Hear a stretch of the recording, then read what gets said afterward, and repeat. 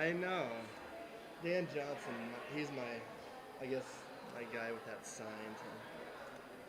Okay, so now I just got to go up. We got it.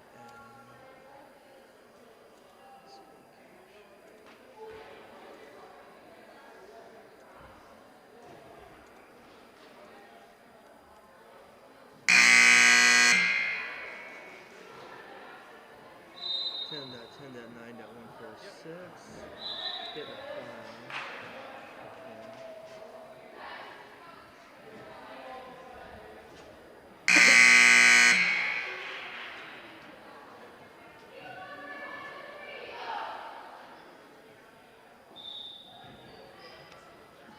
Is that the chroma key that we use?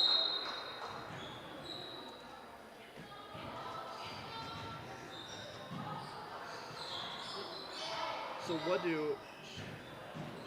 Let's get back to stuff. So just exit out. Yeah, just exit out. So there's these corners that you can make and small. So are we done with the chroma key part?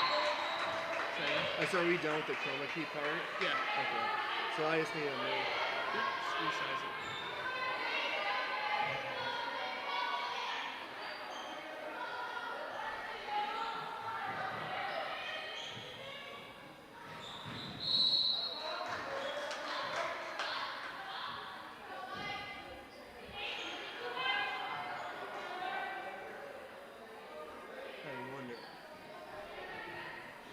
We can always, I could just hit live and we can always see what it is. Okay. We can always do. You can just move this more to the right. Yeah. I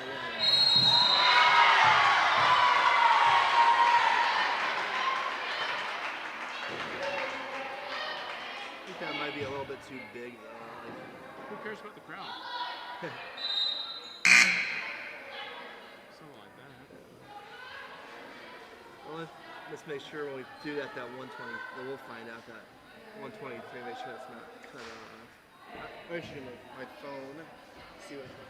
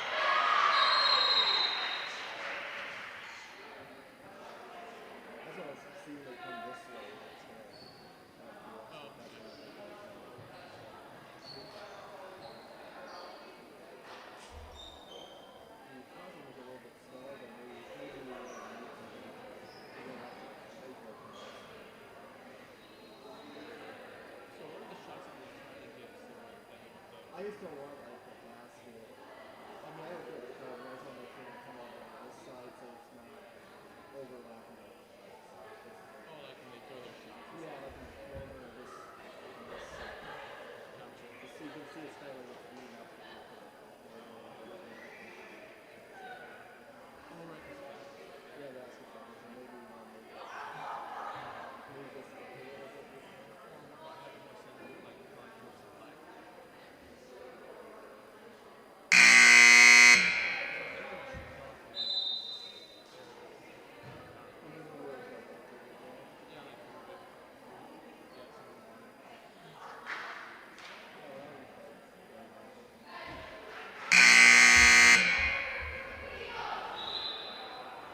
Whoops, wrong one.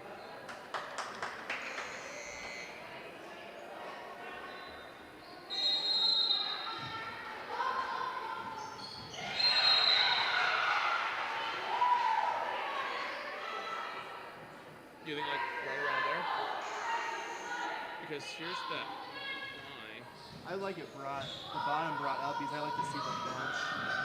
So we're kind of overlapping the Aberdeen bench.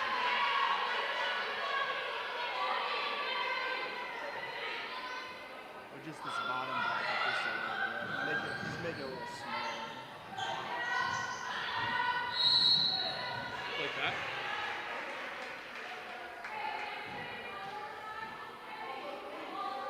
Yeah.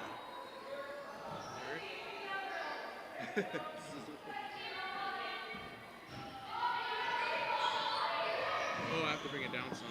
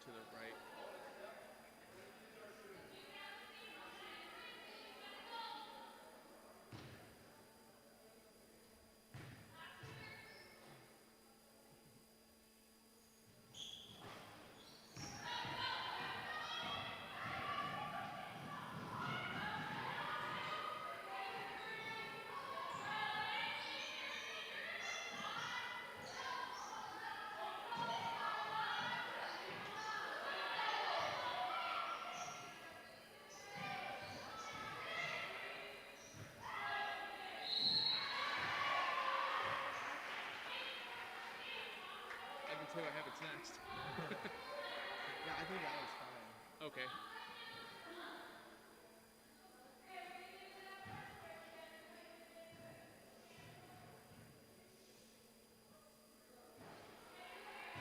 Maybe I'll see keep during the actual game.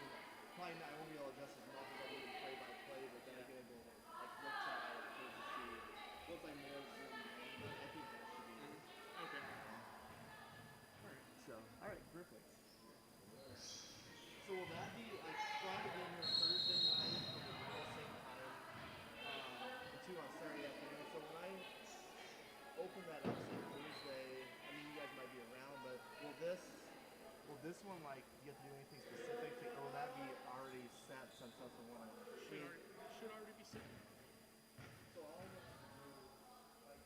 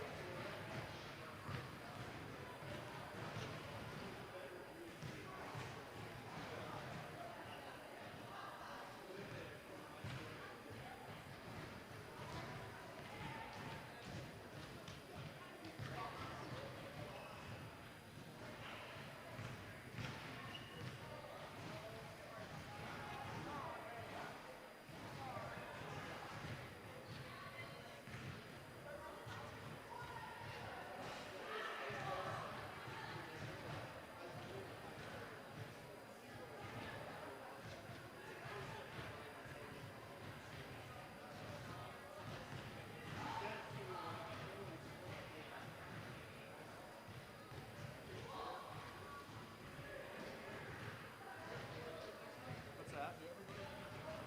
We will be going there Friday. Yeah. Because, and actually, so last year they wouldn't let us stay for some reason.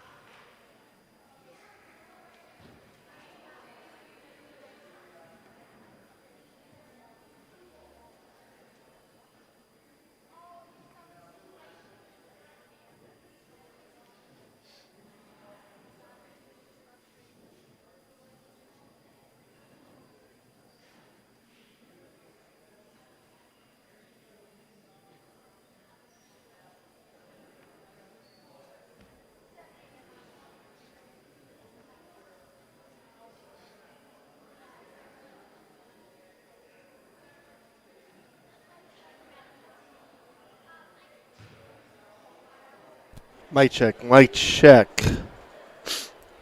Mic check. 1 2 3 4 1 2 1 2 1 2 3 4. Mic check. 1 2 3 4 1 2 1 2 1 2 3 1 2 3 4 1 2 1 2 1 2 1 2 1 2 3 4 1. Mic check. 1 2 3 4. Mic check. Mic check. Mic check. Okay.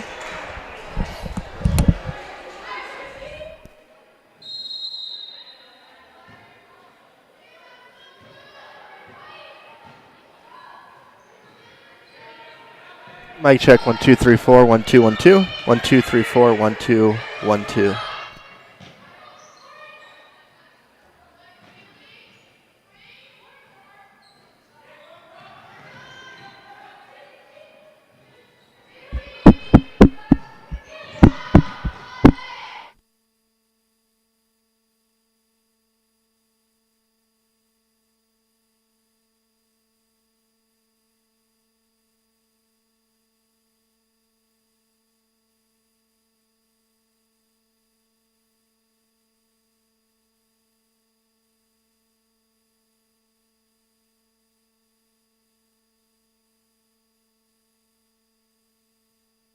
Early in his time as the new bishop of the Diocese of Sioux Falls, Bishop Donald DeGrood sensed in prayer the vision that the Lord has for the diocese in our time: lifelong Catholic missionary discipleship through God's.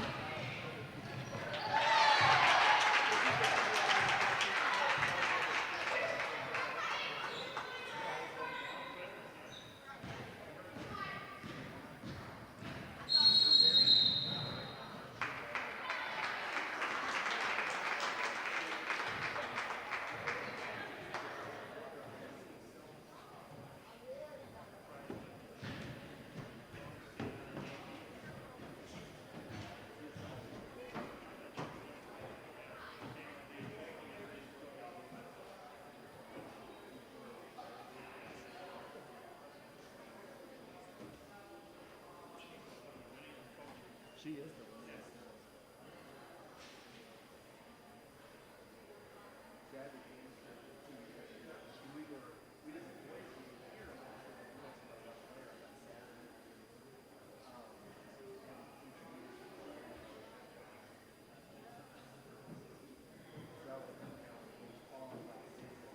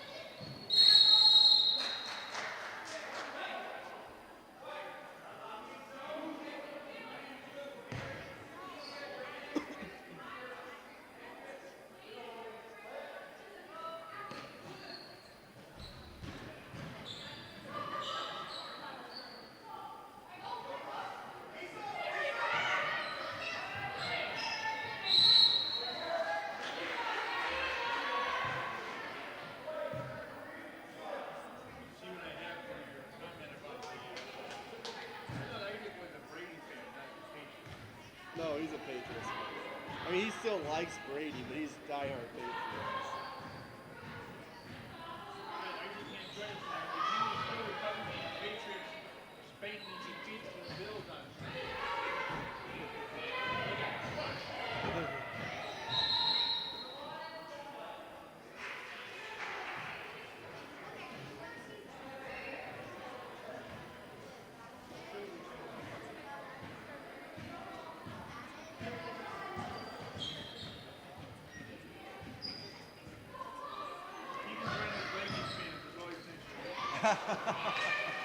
That's the Vikings motto every year.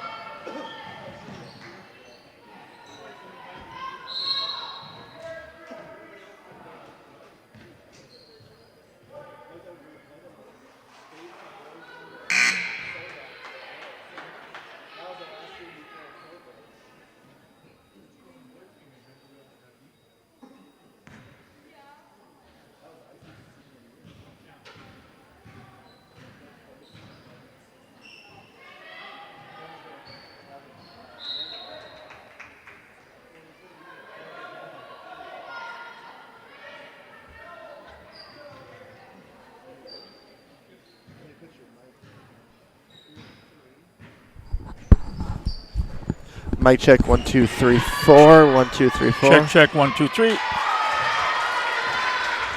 1 2 3 4. Okay. Or Chigo.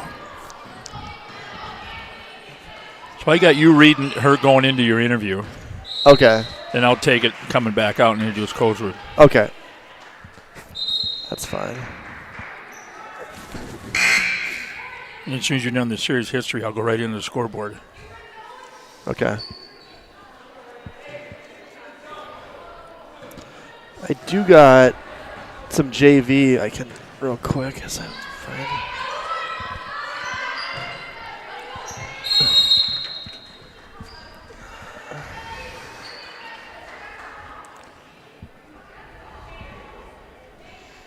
$12 seconds. Oh, my pen don't work. Come on, you sucker.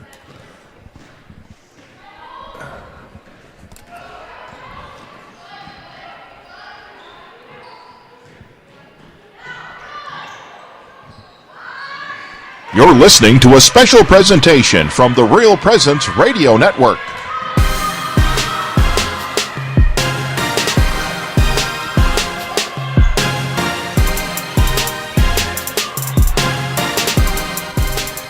On Real Presence Radio, welcome to the Knights Game Day Show, sponsored by Guarantee Roofing and Sheet Metal. And welcome to Sioux Falls O'Gorman High School here in Sioux Falls, South Dakota for a AA girls basketball matchup between the Aberdeen Central Golden Eagles and the Sioux Falls O'Gorman Lady Knights. Good evening, I'm Dan Johnson, Real Presence Radio here. The O'Gorman Lady Knights are 6-1 in the season, winning 6 in a row now. They've overtaken Sioux Falls, Washington for that number 1 girls team in the rankings in South Dakota that were released yesterday.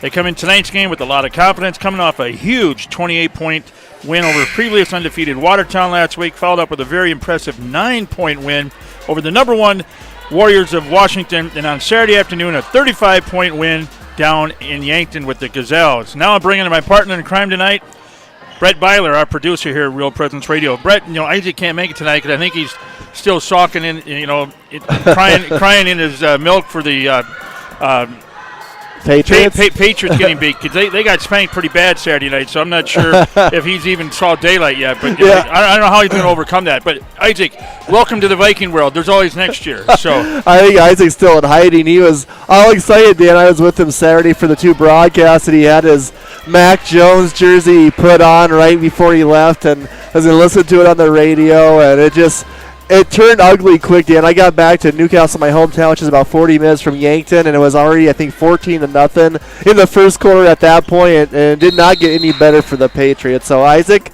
I hope by Thursday you're okay to come back and do the broadcast for the girls in Lincoln's game. Well, like I said, there's always next year because we're Viking fans. We're used to it. So, okay, Brett, let's get back to the basketball. You were down in Yankton last Saturday. You saw firsthand the dominant performance that the Lady Knights gave down there. What stood out most to you about that game, Brett?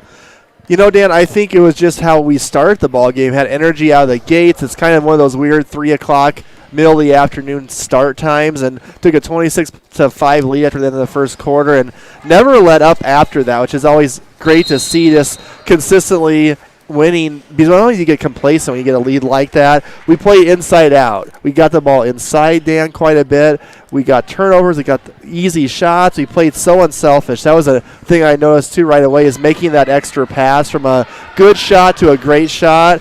And then we played with our tempo. We played O'Gorman basketball, which is fast basketball, and everything worked out well Saturday. Okay. Since losing that season opener against Brandon Valley back on December 9th, O'Gorman has won their last 6 games by average of, believe this, folks, 28.5 points per game. The only game they won less than 20 was that Washington game last Monday night by 9 against the number 1, then number 2 now, Washington Warriors. Brett, what are the main reasons for the Knights' success with this win streak going on? What's going on?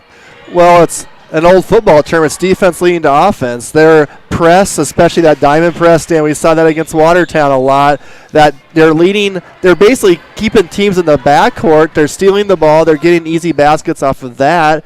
They're just stealing the ball in the front court and getting a lot of offensive rebound putbacks. So they're getting a lot of easy points off of their defense creating those turnovers. So that's, I think, the number one thing that sticks out to me. We're also averaging less turnovers. Remember those first 3 games, we had 15 turnovers a game. We were kind of throwing the ball all over the place for a while. So we've cut that down, Dan, to 10 turnovers a game the last 2 games. Had a season low 8 turnovers against Yankton. So we're taking the ball away. We're taking better care of the ball. And the girls are playing with more confidence. I know you've seen that from girls like Kira Metley, Lucy Moore coming off the bench. Friedman, they're all playing a lot less hesitant than they were at the start of the season. Well, in that Washington game, we were right down court. You could see the intensity of the girls right there. We saw that. Sitting up high, in the Euchre section, you don't really get to see that. But at that Washington, we're right down there court, and we saw that. Okay, so let's talk about the Knights' opponent tonight, the Golden Eagles of Aberdeen Central?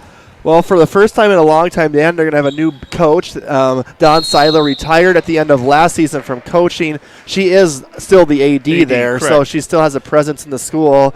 So Michaela Archigo is their new coach, and she was on Coach Seiler's staff the past 6 seasons. So she'll bring some of that continuity that Coach Seiler taught her as she was a coach there. They've struggled this season, Dan. They're only 1-9. And this is the first time in our 8 years where Aberdeen Central's girls team has not had a very good record. They've always been very solid team. They've won 2 state titles here in the last 5 or 6 years. And they had some salty players in that one place for South Dakota State, right, Brett? There it is, Isaac, already in the pregame show. That's Peyton Burkhardt, as Dan's alluding to. I remember watching her. She was a star out there. Really. Yep. So, and they're coming off a 53-46 road loss to T-Area on Saturday. This team, Dan, really struggles to score. They only average about 41 points a game.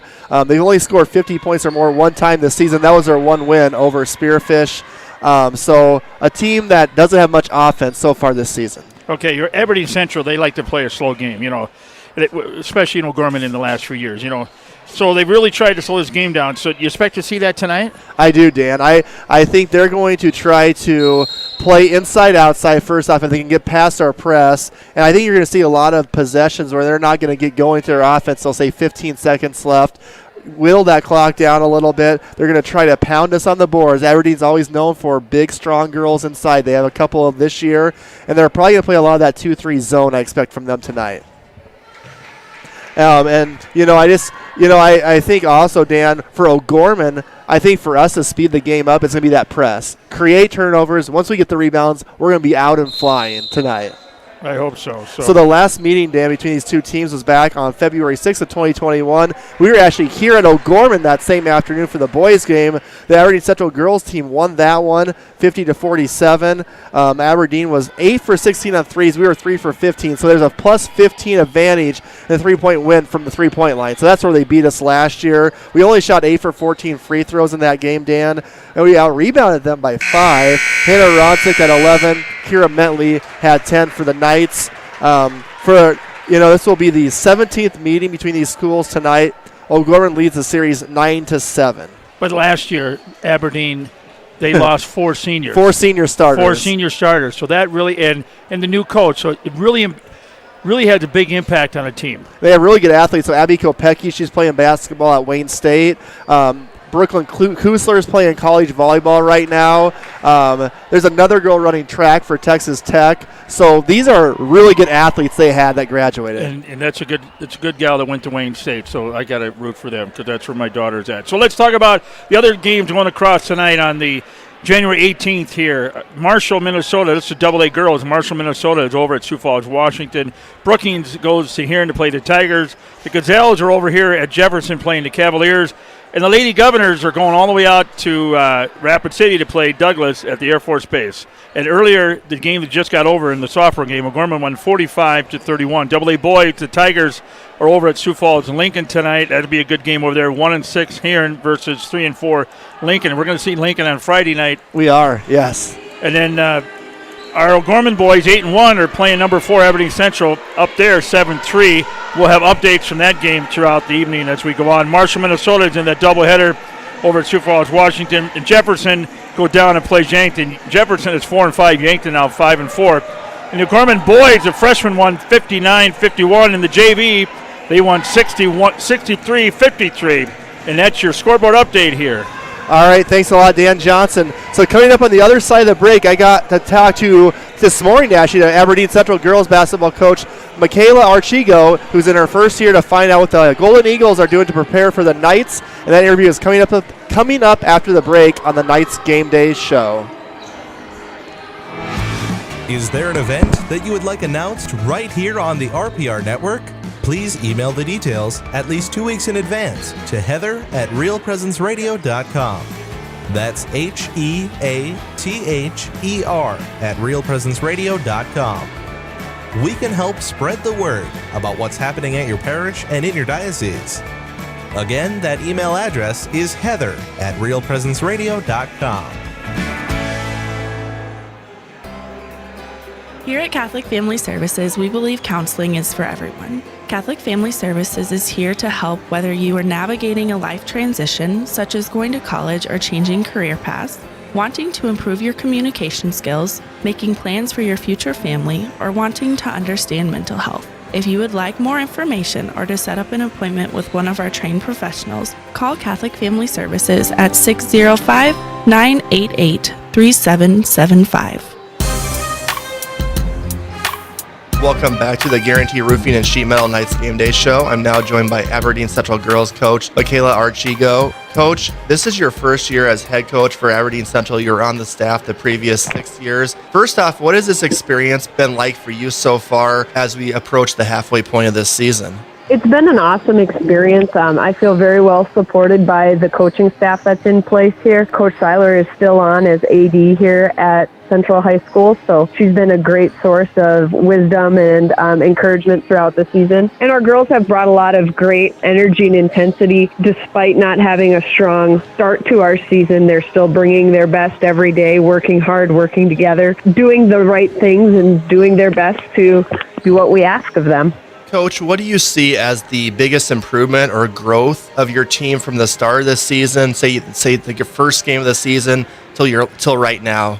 We had so many different pieces that we were trying to piece together since we had injury and illness even this summer and just a bunch of kids that weren't able to play together. We graduated 4 seniors who played a majority of the minutes scoring and rebounding for us. Seeing the team find some cohesiveness despite those injuries and illness and not being able to play together throughout the summer has really been something that's been fun to watch and something that I look forward to seeing progress throughout the rest of the season. Coach, your team lost at T area 53-46 on Saturday. What are some things your girls did well in that game, and what are some things they maybe struggled with? We did a really nice job of establishing our post presence. We have an 8th grader, Taryn Hermanson, who's really been strong for us and just continued to improve game after game. Seeing her progress, and she's been doing that alongside Kiana Mungo, who's a senior on the team. And Kiana's done a great job of leading her and pushing her and getting her to develop to where we need to be. Shooting-wise from the perimeter, we struggled, but that's kind of been something that's been an issue for us all season. I'd like to see us shoot the ball a little bit better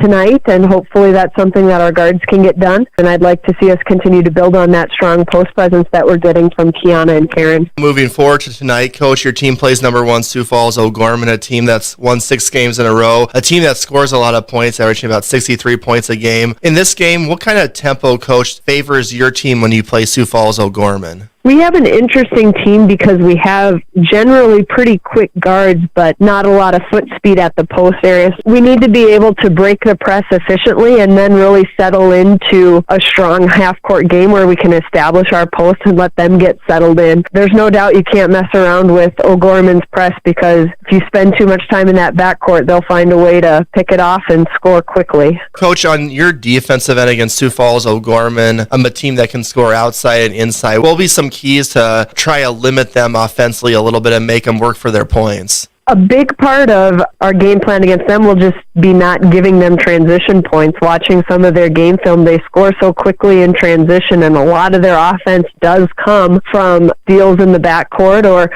just careless turnovers by their opponents. So a big part of it is going to be controlling the ball for us and not giving them those opportunities. They still score very efficiently in half-court sets as well. So communicating with our posts and our guards on the perimeter if we go zone and making sure that we have good defensive rotations if we go into man are going to be key for trying to slow them down as best we can.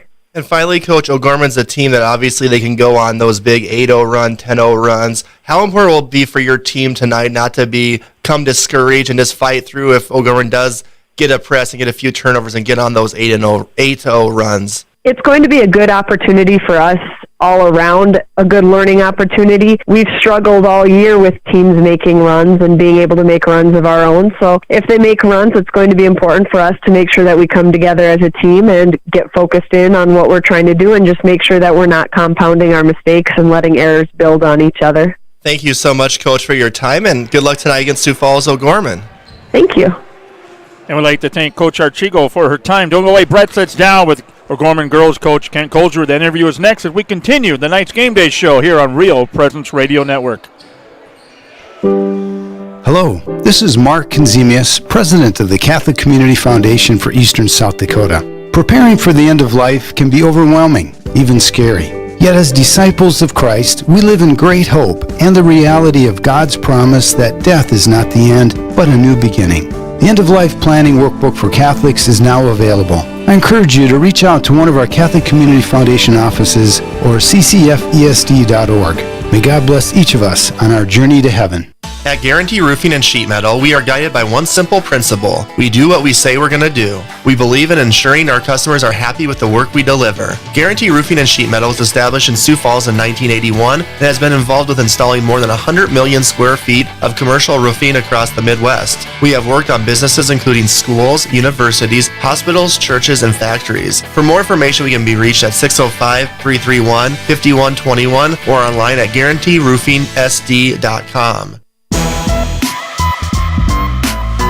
Welcome back to the Knights Game Day Show, brought to you by Guarantee Roofing and Sheet Metal. Now joined by O'Gorman girls coach Kent Colesrud. Coach, we're coming off a win on Saturday afternoon up in Yankton, 68-33. Coach, this is a game we got off to a great start, up 26-5 after the first quarter. Talk about what was so successful for your team in that opening period on the road. Yeah, I thought our girls really ready to play, Brett. You know, we talked about in the locker room we got to come out with some energy, some enthusiasm, and build off the last big week when we beat Sioux Falls, Washington, and Watertown, two undefeated teams. You know, you didn't want to have a letdown, and just really proud of the effort the kids came with. I thought we executed on the offensive end. We shot the basketball well. We were able to get into our full court pressure, get some steals there, and I thought defensively did a really nice job of finding their shooters and contesting their shots. So just a really good first quarter, and we were just able to build off of that. One thing you really noticed in that Yankton game is some unselfish play by your girls. You have a good shot, you pass up to a great shot. I felt like that was when your starters played basically through the first three quarters, they really shared the ball well. I agree, Brett. All our kids are willing to make that extra pass, try to get that easier shot. I also thought we did a really nice job of attacking the paint and getting the ball inside for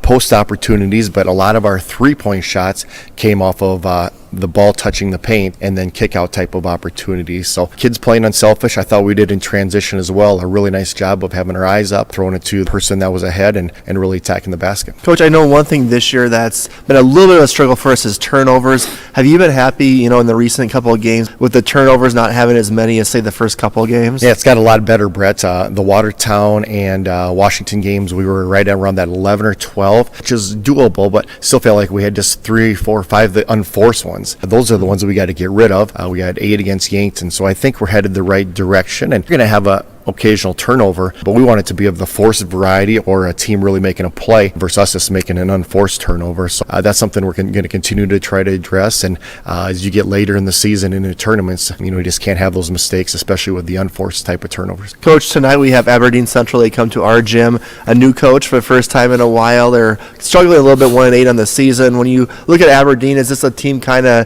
they run some of the similar stuff that you've seen in the past with Coach Seiler, or what kind of sticks out to you about your opponent tonight? Yeah, new coaches, assistant coach from previous, play a lot of the same way. I have some big girls inside. They still love to get the basketball in the post, in the paint, just like they always have. And kids that can score inside, a couple kids that can shoot the three-point shot, pretty decent. So they work inside out for sure. Defensively, they're going to play some man. They're going to play some 2-3 zone, and just different things that they typically have done. But I think we can really get out in transition if we can get some defense stops against them. We're going to have to attack that paint against their zone, work inside out, get three-point opportunities off of paint touches, and defensively we got to identify their shooters and really try to squeeze hard when the basketball goes into the paint. Thanks so much, Coach. Good luck tonight. Thank you, Brett. Appreciate it. And we'd like to thank Coach Colesrud for his time. Now, Brett, keys to victory. What do the Knights have to do to stay on top on the South Dakota AA girls basketball? All right, Dan, first and foremost, we got to control the paint against Aberdeen Central. They have a couple big post players in there that crash the glass hard. So Kiana Munga, he averages about 6 rebounds per game. Got to keep her off the glass. Limit our turnovers, as Coach Colesrud just mentioned. We had a season-low 8 turnovers versus Yankton on Saturday. Let's try to keep that turnover margin in the single digits. Play at our pace. Aberdeen Central will want to slow this pace down. Try to get the game in, like today, the low 40s. We want to play a little bit faster than that. So pick up the tempo if you're O'Gorman. Got to pressure their ball handlers, Dan. Their point guard, actually, Taryn Heddick, she's the only returning starter. She's hurt with an ankle injury. So I think you can really, really pressure them today in the half court and also in that diamond press. And continue sharing the basketball. Play unselfish basketball. Good shots to great shots. Okay. Hey, we get the band tonight, so folks, it might be a little bit loud. They're getting ready to fire it up over here. That's great to see the band here tonight. So the key to victory, the Sioux Falls Gorman Knights, been brought to you by Closets and More, a locally owned company providing closet design, closets and storage solution. Closets and More can be reached by calling 334-5135 online at closetsandmoresd.com. Now, time. Pick the click player. A player's gonna make a difference. Brett, you go first. I am going to go with Kira Mentley. I just have really been impressed by how Kira's played the last 3 ball games. I'm going with her tonight, Dan. I'm going with the outside. I'm going with number 15, Molly Abdouche. I'm going for the sophomore, the guard outside. Going to shoot the lights out tonight against a young Aberdeen Central team. That's my pick to click. So. All right, and then for Aberdeen Central, a player to watch is Kiana Munga, number 42. She's a 6-foot senior center, averaging 12 points and 6 rebounds. Was a key contributor off the bench for their team. That was very good. A state tournament qualifying team last year. So tonight, Sioux Falls O'Gorman Knights Game Day Show has been brought to you by Guarantee Roofing and Sheet Metal. Guarantee Roofing and Sheet Metal was established in Sioux Falls in 1981. Has been involved with installing more than 100 million square feet of commercial roofing across the Midwest. For more information, they can be reached at 605-331-5121 or online at guaranteeroofingsd.com. Coming up next in tonight's tip-off show, we'll have the priest prayer, the starting lineups for both teams, and our final thoughts as we get ready for the Gorman Knights Aberdeen Central AA girls basketball live from Bishop O'Gorman High School. You're listening to Gorman Basketball on Real Presence Radio. Need repairs on gas pumps, tanks, and air compressors? Sioux Equipment Company can help. They serve Sioux Falls and the surrounding areas. Sioux Equipment Company also offers services for lifts, signs, decals, and tank truck equipment. Sioux Equipment Company at 605-334-1653 is a supporter of O'Gorman Knights athletics and activities. J&J Caseworks and Closets and More is a proud sponsor of the O'Gorman Knights. Following the same rich, winning tradition, family, and Christian values, J&J Caseworks strives to create a work environment to call home. Family owned and operated, J&J Caseworks has several full-time positions available. Our team members pursue career goals, learn new skills, and get the recognition they deserve. To set up an appointment, J&J Caseworks can be reached at 605-332-0805 or email jobs@jmjcaseworks.com. Go Knights!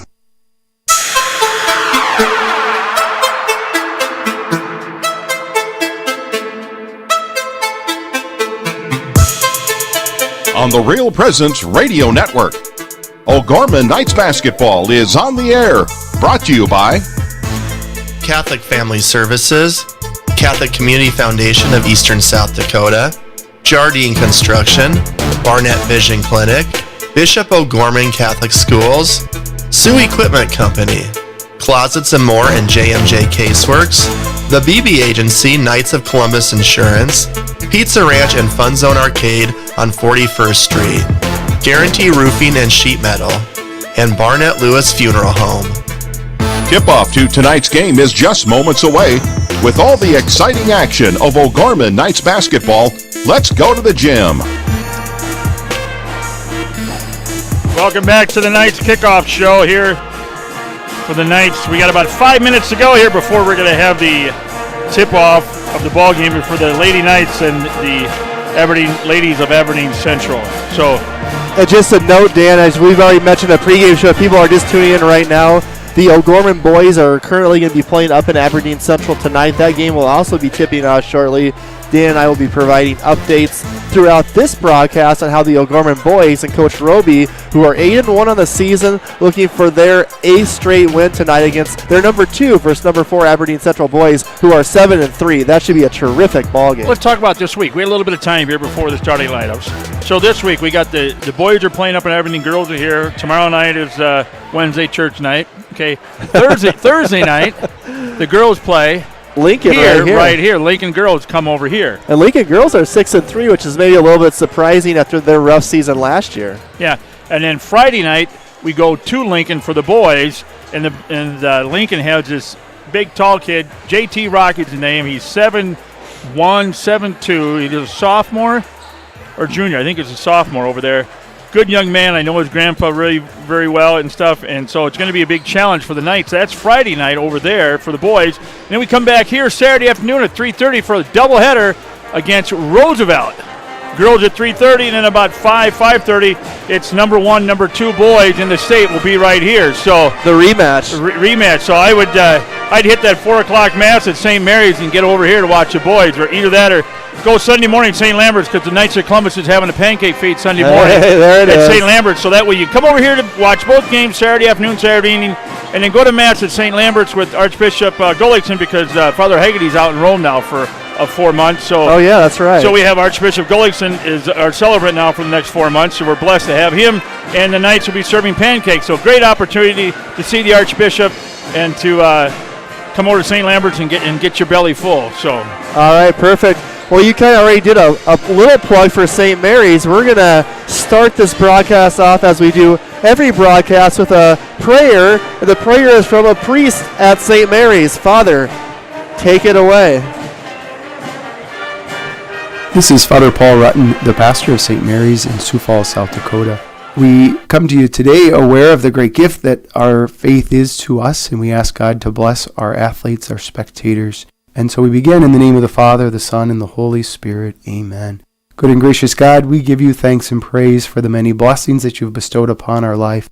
We ask in a particular way, Heavenly Father, that you may be with all of our athletes, that you may fill them with a great sense of peace and joy, that they may compete worthily, that they may be protected from any challenges, any injuries. We ask as well that those that may watch may know the gift that it is to be a fan, to celebrate the gift of victories, to know the reality of defeat, but to most importantly know your presence in our life. We ask this blessing upon each and every one of us in the name of the Father, and of the Son, and of the Holy Spirit. Amen. And that was Father Paul Rutten from St. Mary's Parish here in Sioux Falls. Now it's time for the starting lineups for both teams. We're going to start with the lineups from the number 1 ranked Sioux Falls Gorman Lady Knights at 6-1. Take it away.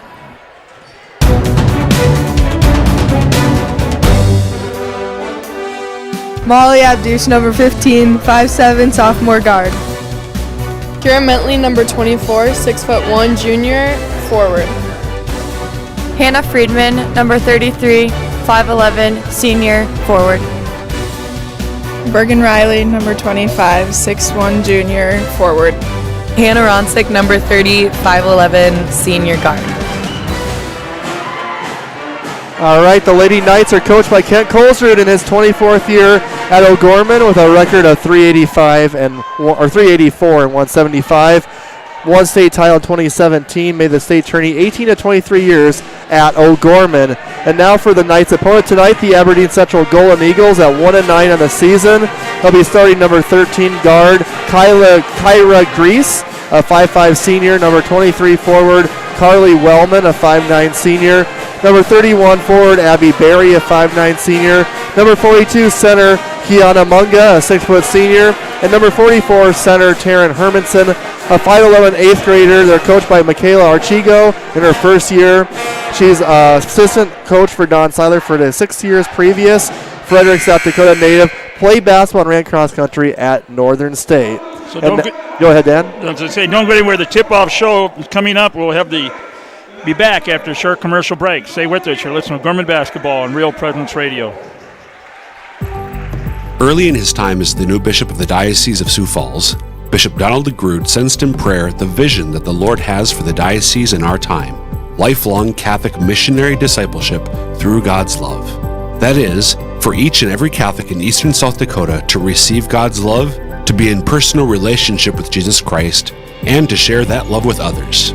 Find out more at sfcatholic.org/vision and discover the exciting and beautiful part you have to play in God's plan.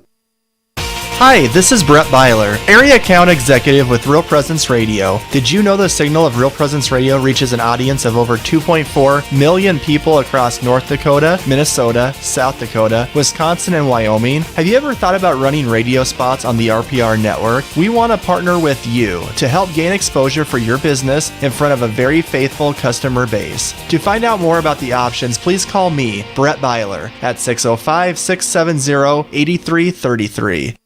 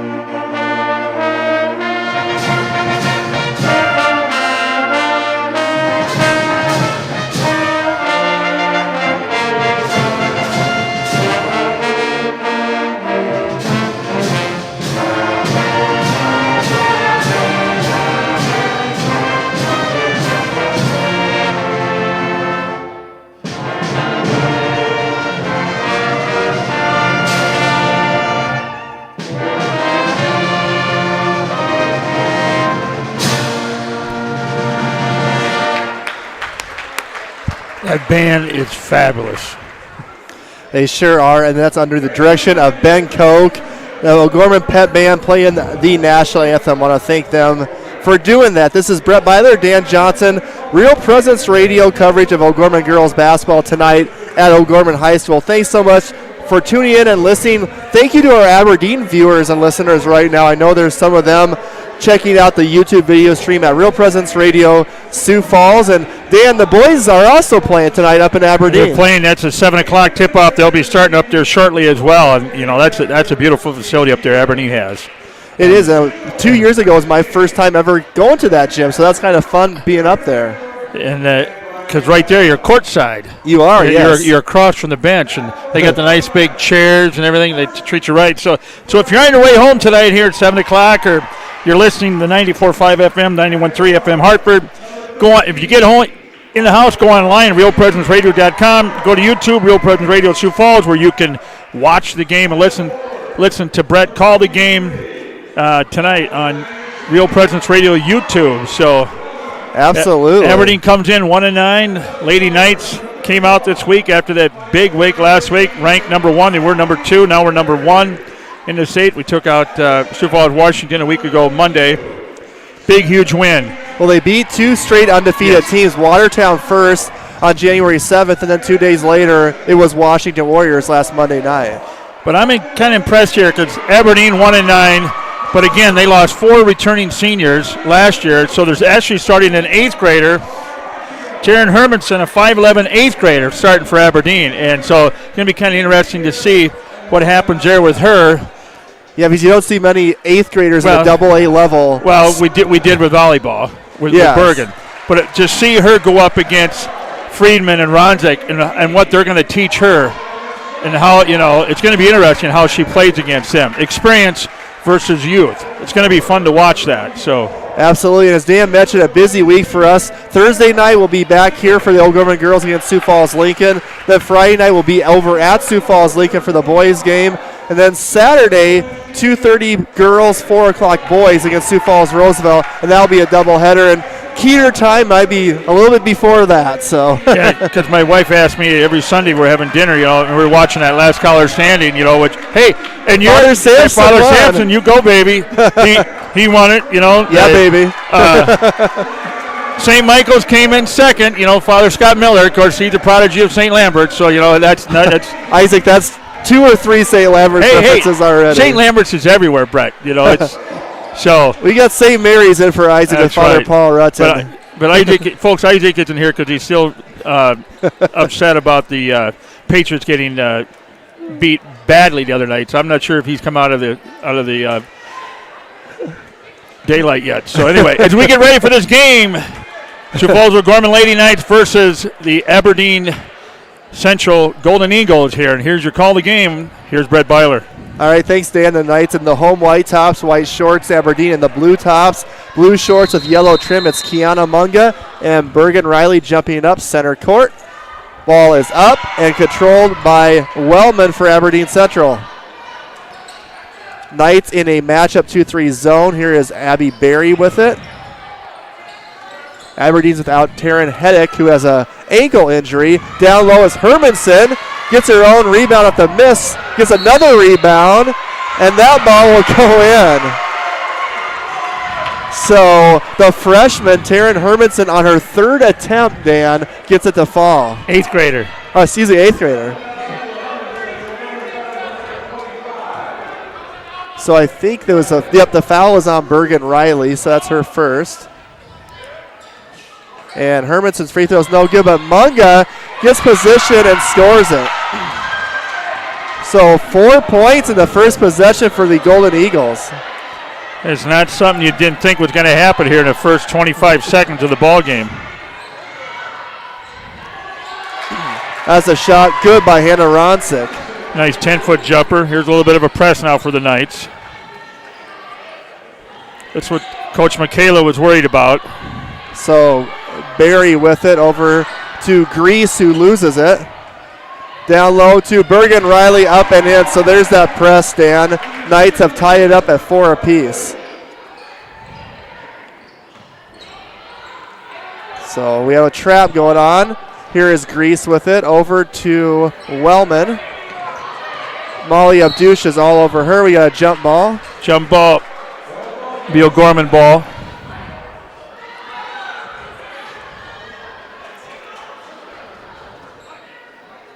Boy, for an 8th grader, I mean, what she did that first drive there underneath the basket, I was impressed. Absolutely. So Abdush for 3 is no good. Rebound by Bergen Riley to Hannah Ronsick. Over to Abdush going baseline. Down low to Metley, and she is fouled, and she'll go to the free throw line. Nice pass. Bakir inside.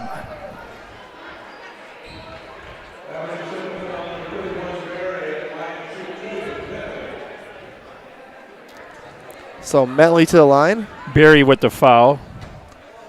Kira makes the first. And Kira's your pick to click, correct? She is. And on the year, Kira, where is she at? 70% free throw shooter.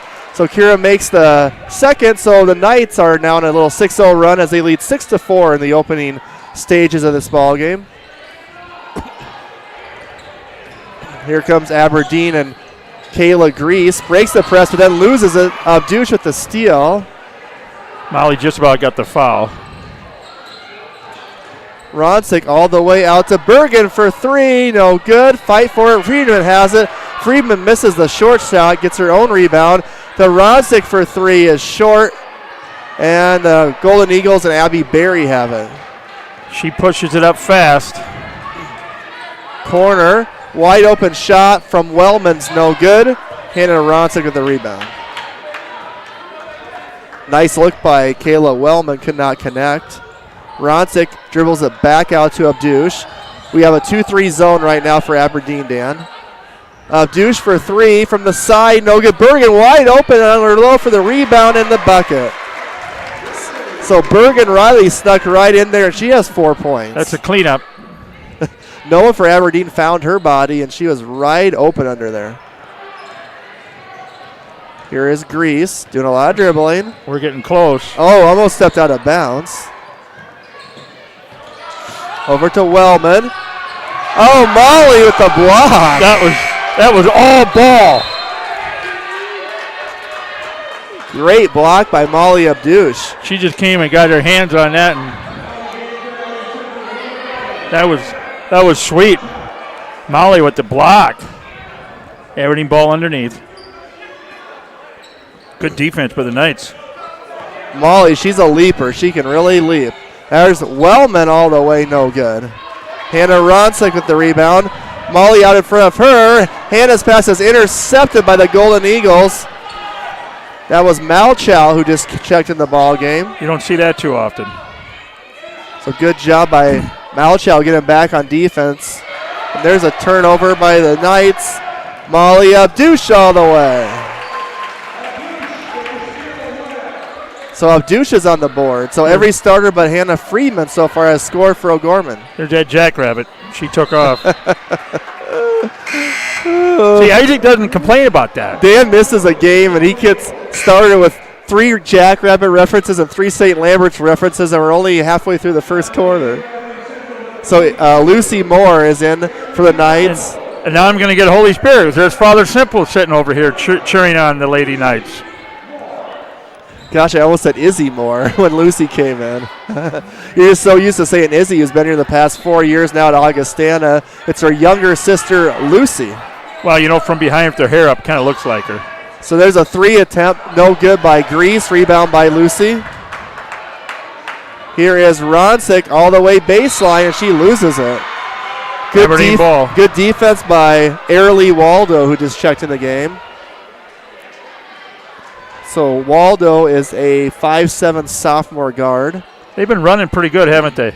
Yeah. Halfway through the first quarter, Knights 10, Aberdeen 4.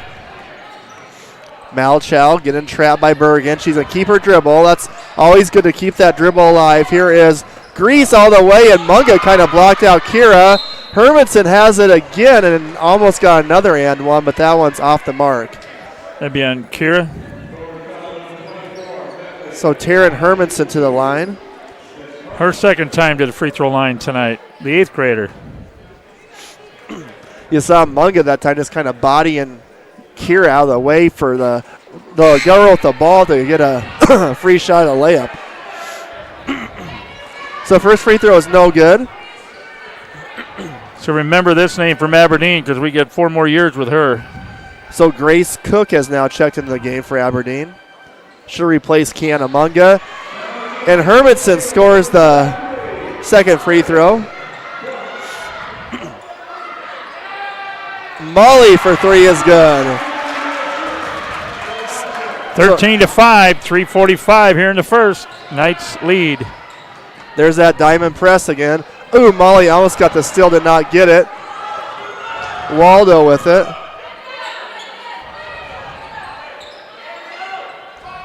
Corner is Malchow. Waldo over to a high post, and Cook gets stolen by Molly. Lucy picks it up. She almost started going without the ball. How many steals has Molly had tonight? I mean, at least cause, 3. Excuse me. And a block, too. Here's Ronsick is good. And we're going to have a 30-second timeout by Aberdeen here. 15-5, 3:07 in the first. So we're going to take a quick 30-second break. This is O'Gorman Basketball on the Real Presence Radio Network. Real Presence Radio is available on Google Assistant devices, including Google Home, phones, tablets, and smart displays. To start this action, say something like, "Okay, Google, talk to Real Presence Radio." It will then ask what station you want to play, to which you can respond, "Play Sioux Falls," or "Play AM 970," or "Play WWEN." From there, you can use words like play, pause, and stop. Listen to RPR anytime, anywhere on Google Assistant devices. Welcome back here to Bishop O'Gorman High School. The number 1 Lady Knights taking on the Aberdeen Golden Eagles here. 15-5. Knights lead here. 3 minutes in the first. Here's to call the game, Brett Byler. All right, thanks, Dan. It's Aberdeen with the ball out of the timeout.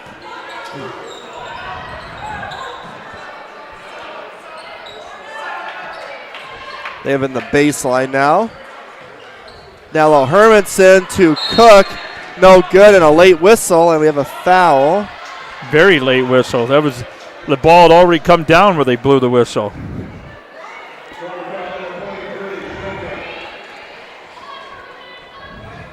Schlimgen, Karsten, her first foul. So Grace Cook to the free throw line. 3rd team foul for the Knights. That one is off the mark. 15-5, O'Gorman leads. 2:47 left in the first quarter. Second free throw by Cook is up and no good. Douche with a nice rebound. To Hannah Ronsick. No one got back for Aberdeen, and Hannah Ronsick with the layup. She has 6 points now in the evening. The Colorado State recruit, Ronsick. Her sister Emma was just named the Big East Player of the Week, so congratulations to Emma Ronsick. And she's at Creighton, right, Brett? Yes, she is. We got to see her last Monday night for a bit. Here is a steal. Izzy Moore with it to her Hannah Ronsick. Oh, and that rolls out on Hannah. Lucy with a nice save to Molly. No good. Here comes the Golden Eagles looking for a basket. Here is Kayla Grease over to Anna Malchow. Malchow's shot is blocked by Lucy. Lucy got nice block. O'Gorman leaks out 2 guards. Here is Lucy. No good. Fight for it, and Molly's going to be over the back. Her first. 4th team foul. Bergen Riley's back in now for the Knights. And Kira Mentley is also in. Friedman and Abdush take a breather.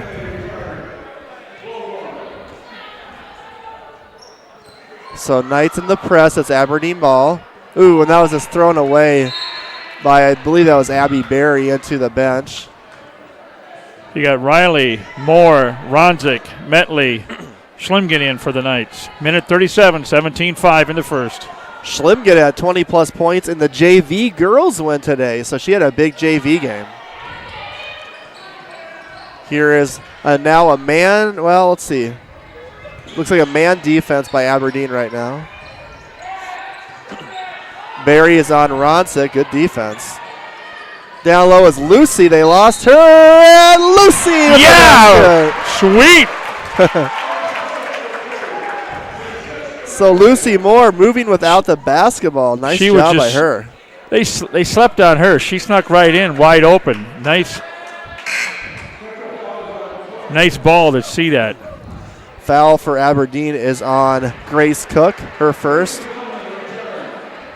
Team's fourth. Lucy to the free throw line. Shot is up and long. Rebound by the Golden Eagles. And Kyra Grease. Knight still in that 2-3 zone. They run Barry high post. Tries to get down low, doesn't. Here's Munga. Rejected by Kira.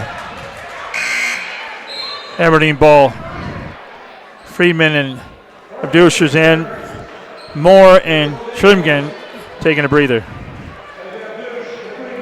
So we got the starting five in for the Knights here with 58.9 seconds in the first, 19-5. They try to get into Munga, who loses it, but gets back to Barry. Ronsick, quick hands, knocks it away. Here comes Kira Metley. Nice look ahead to Molly for the basket. Man, they are all so quick, O'Gorman. 21-5. Say Aberdeen, if they keep up this pace, they're going to get tired out. 7 points for Molly. Over to Hannah. All the way is good, and the foul on Barry. And Ronsick will go to the line for one. So what was one of the things we talked about in the pregame show, Dan, is the defense leading to offense. We've seen a lot of that in the first quarter. But I love it, how they're working together as a team. They're passing the ball. They see it open. They got the nice pass, nice throw. So Ronsick with 9 after the free throw. She has 9. Molly has 7. Kira with 4. Bergen with 2. Metley will get a blocking foul. Be her second foul here. She just didn't quite get all the way over there. She had the right idea. She just didn't slide. Just need to slide one more step to the left. She probably would have had the charge. So it's 24-5 O'Gorman. 26 seconds left in the first quarter. Here comes Grease with it. Shot clock is off. To Hermanson. Corner is Malchow.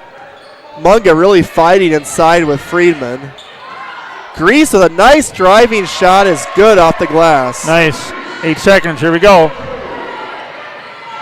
Ronsick down low to Kira. Oh! Yeah, baby! You see that? Kira with the fadeaway with about a second left. So after the one quarter, it deserved a yeah, baby from Dan Johnson. It's the O'Gorman Knights 26, the Aberdeen Central Golden Eagles 7. Stay tuned. We'll have more Knights basketball on the Real Presence Radio Network. Wow. Jardine Construction is a general contractor of custom homes, remodeling, and commercial construction. Jardine Construction works in close cooperation with project owners and customers when developing a plan for a building or home. Jardine Construction has lots available in Sioux Falls, Hartford, and Humboldt. Mark can be reached at 605-951-1803 and Tom at 605-261-6174. Barnett Vision Clinic in Sioux Falls offers comprehensive eye exams to assess their patients' eye health, including students and young athletes. At Barnett Vision Clinic, we offer a variety of glasses, contacts, and sunglasses to fit our patients' needs, including brands such as Oakley, Ray-Ban, Nike, Kate Spade, and Nano Vista glasses for kids. Dr. James Barnett is a proud O'Gorman alumni and St. Michael's parishioner. To schedule an appointment, we can be reached at 605-335-7757 or online at barnettvisionclinic.com. Welcome back to O'Gorman here. Start of the second quarter. Knights lead 26-7. Here's Brett. All right, thanks, Dan Johnson. We have O'Gorman ball starting out the second quarter. that was Hannans for the three, and Bergen will get an over the back foul as an Aberdeen Golden Eagle went down pretty hard. That was Grease.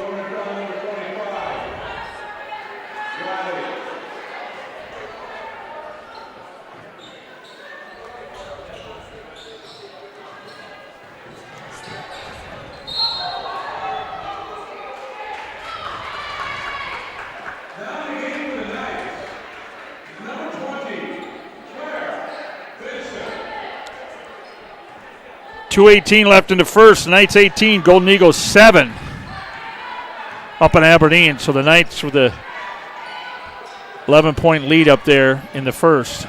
So here is Hannah Ronsick over to Bergen Riley to Friedman. Nice shot by Hannah Friedman.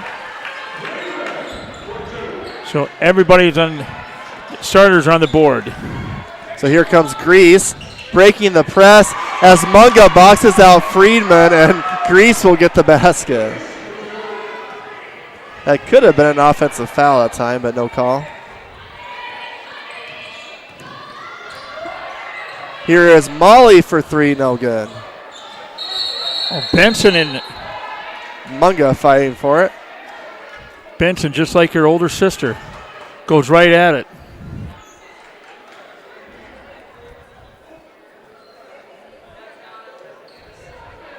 Can be Aberdeen ball.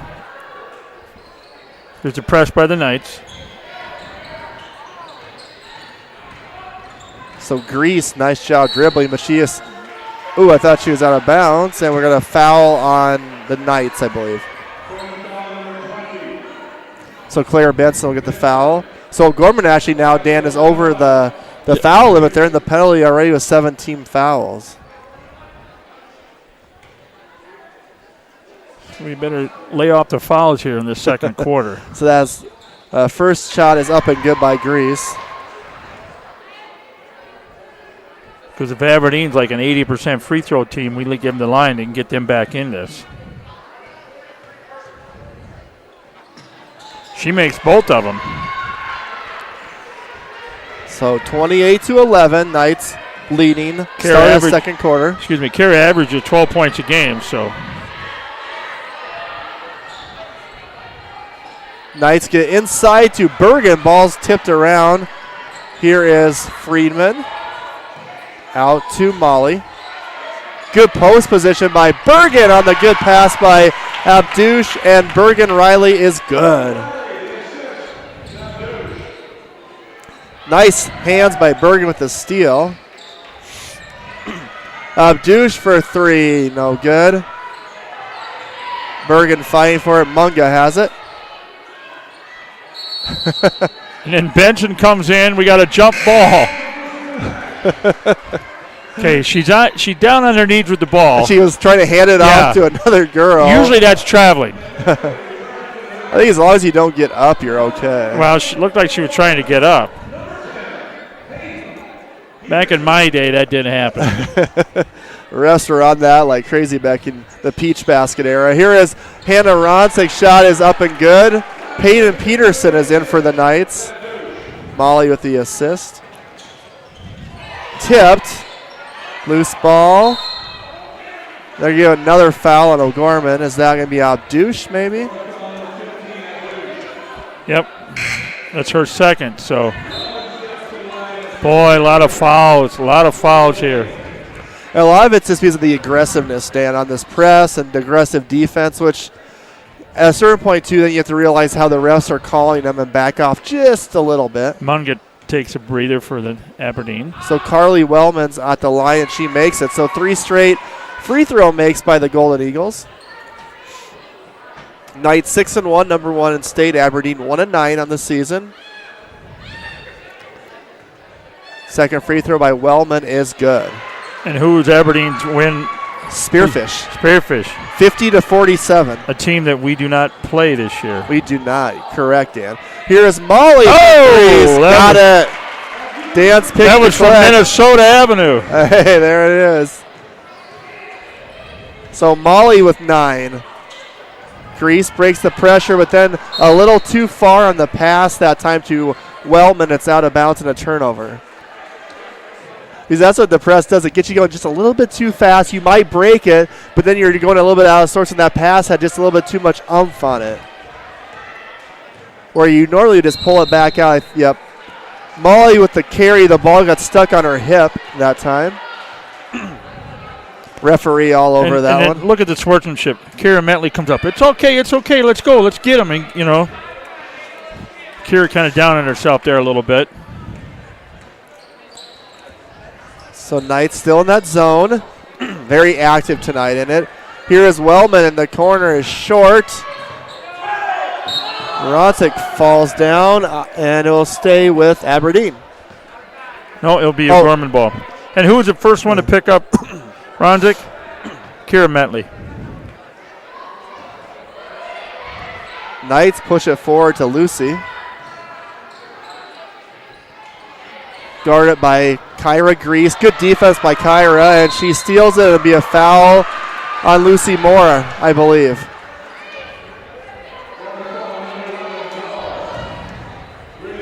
Wow, we got a lot of fouls.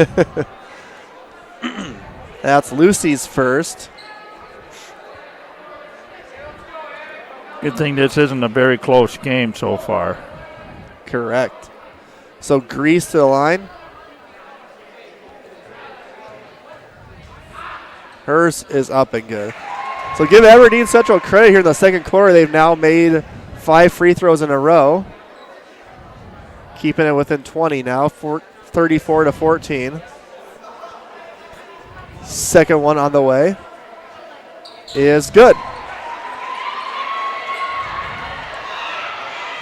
Knights with a dangerous pass by Abdush. It'll stay with O'Gorman as it's tipped out of bounds by Wellman. She is looking for Peterson down low.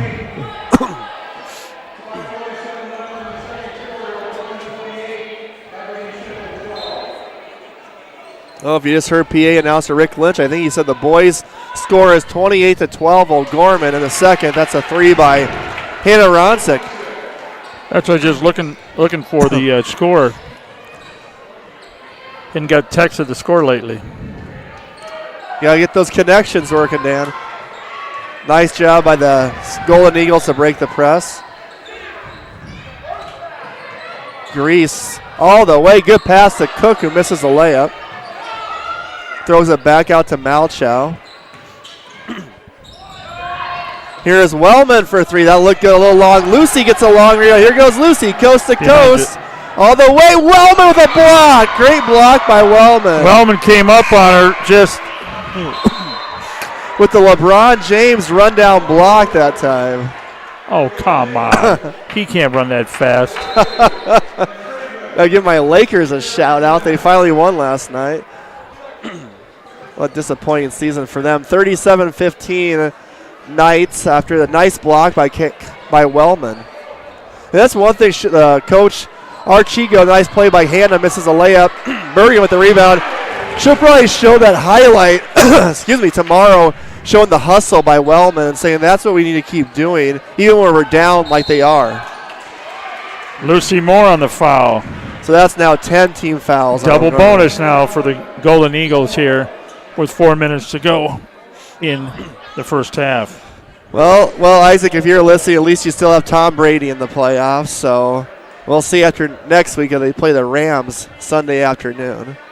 So is he a Brady fan or a Patriots fan? What? More of a Patriots fan, but definitely a Brady fan. That shot is missed by Grease.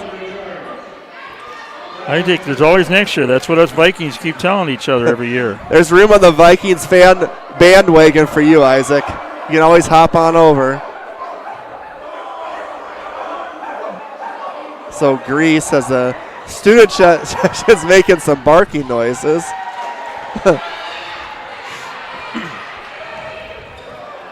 So Grease makes 1 of 2. Halfway point of the second quarter. Knights up 39-16. I think Steve Keeter is going to tell them to not do that anymore. Cool it down. Come on. Be respectful. That's not the O'Gorman way. That's, Hannah's fadeaway rolled in and out and in and out. Lucy comes in for the jump ball. That was a nice move by Hannah. It was. reminds me of her big sister Emma with that kind of that fadeaway over the shoulder. And Coach Michaela's going to call a 30-second timeout for Aberdeen. So Dan and I will also take a quick 30-second break. The Knights leading 39-16 over the Golden Eagles. Real Presence Radio is available on Alexa-enabled devices, including Amazon Echo, phones, tablets, and smart displays. To enable the skill, just say, Alexa, enable Real Presence Radio. To listen, say something like, Alexa, open Real Presence Radio. It will then ask what station you want to play, to which you can respond, play Sioux Falls, or play AM 970, or play WWEN. From there, you can use commands like play, pause, and stop. Listen to RPR anytime, anywhere on Alexa-enabled devices.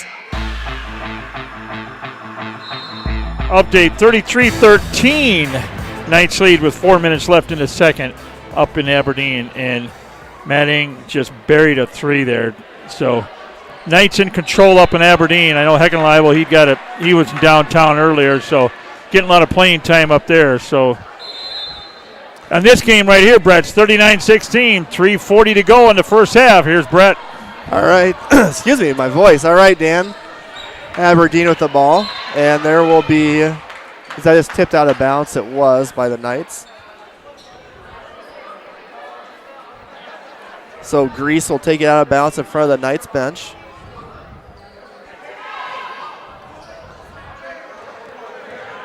Here is Malchow. Is that an Aberdeen name, Dan? Malchow? Feels like there's quite a few of those up in that area. I've heard the name before, but I'm not sure what part of the state. Here is Grease all the way. Friedman with the block. Rostic up ahead to Molly, who'll pull it back out. To Hannah for three, short. Bergen with the rebound. Molly for three, good. So Molly Abdush from downtown. I got her for a third three, unless they called that one a two, because I got her for 13, but the scoreboard's got 12.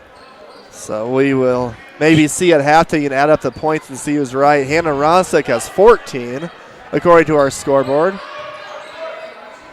9 points for Grease for Aberdeen. 8 on the shot clock. Grease all the way, no good. Bergen with the rebound. All night so far. Lucy Moore for three in the corner is long. Another offensive rebound, Dan. Abdush for three is good again. Wow, that's a yeah, baby. 15 now to score. I got it for 16. Either way. So Molly with back-to-back threes. Dan's picked the click. Looking good so far tonight. 45-16, 2 minutes to go in the first half. Knights lead. Waldo with it over to Malchow. Good cut that time by Wellman. She's fouled by Hannah Friedman.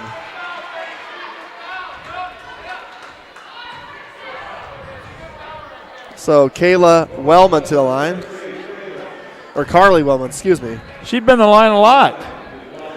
Yeah, they've been to the line, this team, a lot, Dan. No, but Wellman has. That's the one positive. I think Wellman's got to be shooting about 75%. Okay, Mentley's in. Number 20, Claire Benson's in. Moore and Friedman going to take a breather. So we got Ronzik, Benson, Mentley, Riley, Abdushin for the Knights. So Wellman makes both of her free throws. 45-18 Knights, a minute 40 left here in the first half. Ronsick jump stop at the line and makes it. Hannah Ronsick keeps pouring it on, 16 for her. Aberdeen calling out the set.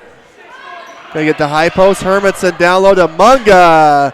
Good high-low for Aberdeen as Kiana Munga from Hermanson. Them two work good together, Hermanson and Munga. Yeah, that's a perfect pass. It is. Be interesting how they progress throughout the year to see how they do. Oh, Hermanson over the back. So that'll be only the fourth team foul on Aberdeen. Well, to be honest, I haven't had the ball much to you know. Right, absolutely. So 47-20, Knights ball. Here's Kira, down low to Bergen. Out to Molly, thought about the three.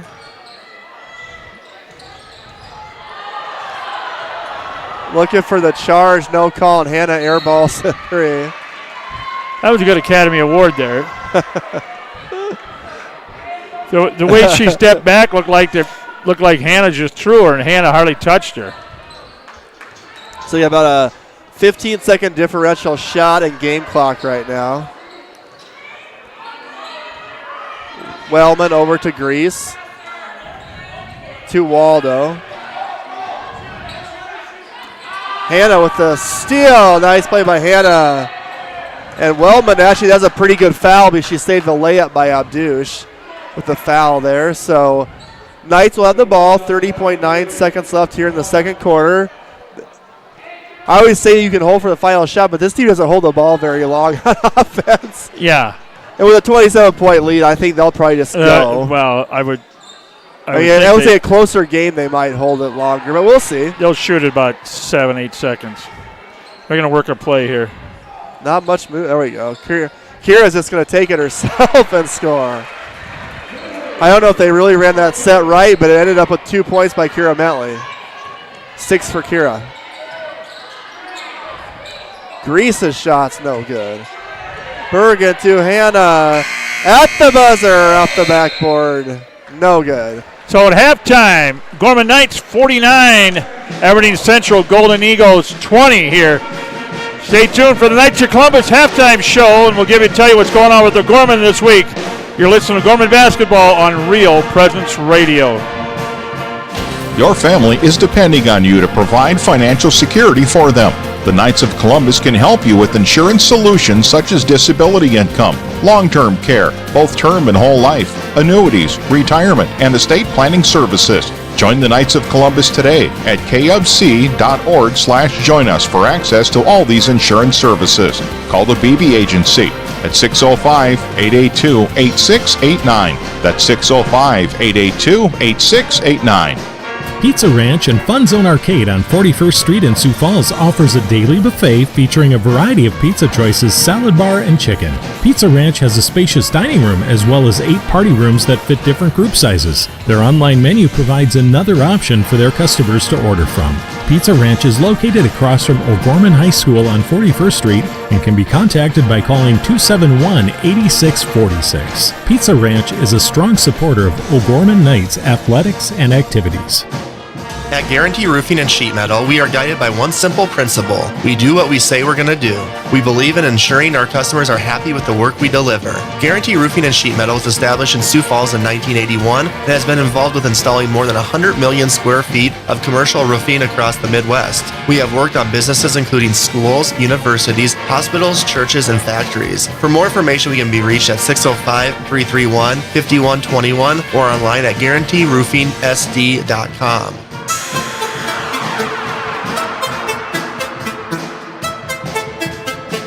From the Real Presence Radio Network, welcome to the O'Gorman Knights Halftime Show. Brought to you by your Knights of Columbus field agents for the Sioux Falls area, Jeff Gillen and Phil Carlson. All right, I'm going to turn Dan and my microphones up just a little bit louder because the band is playing, just so we can hear each other. So at halftime, it's the O'Gorman Knights 49, the Aberdeen Central Golden Eagles girls 20 here at O'Gorman High School. The Knights led 26-7 at the end of the first quarter, and then they continued on playing very good basketball in the second quarter, 49-20. The only thing that's maybe possibly negative is quite a few fouls for O'Gorman, leading to a lot of free throw attempts by Aberdeen. But other than that, Dan, a few fouls, quite a few, a lot of fouls. I do got an update at the boys game from 3 minutes ago at halftime. It's the O'Gorman boys 39, Aberdeen Central 21. So that is that game. So Dan, so far in our game here at O'Gorman High School, what has impressed you most about the Lady Knights' play so far? The defense. That's what I mean. The defense, the way they're causing the turnovers, they're getting after it, but they're getting called for the fouls. But the aggressiveness, they haven't let up at all. 49-20. Excuse me, big lead like that, they haven't let up at all. Let's get at it. We'll see what happens in the second half. We'll see. They'll play most of the third quarter and then sit. And leading O'Gorman is Hannah Ronsick with 16. Molly Abduch has 15. Kira Mentley with 8. Bergen Riley with 6. To kind of round out some of the scoring for O'Gorman. Kyra Grease has 9 for Aberdeen Central right now. So, yeah, it'll be interesting to see in the third quarter. We'll probably see a lot of starters play there at the beginning of the fourth quarter if you can keep this up. No let up. I'm sure Coach Kolscher is telling his girls at halftime, okay, 0-0, brand new game. Got to play like it's, because you don't want to come out complacent in the third quarter at all. Oh, correct, 100%. But I like the intensity. They haven't let up. They started this a week ago Monday night with the Washington game, and they haven't let up all week. These girls have been working their tail off all week on these games. But it's a lot of running here. I think the legs are going to get Aberdeen here in the fourth quarter.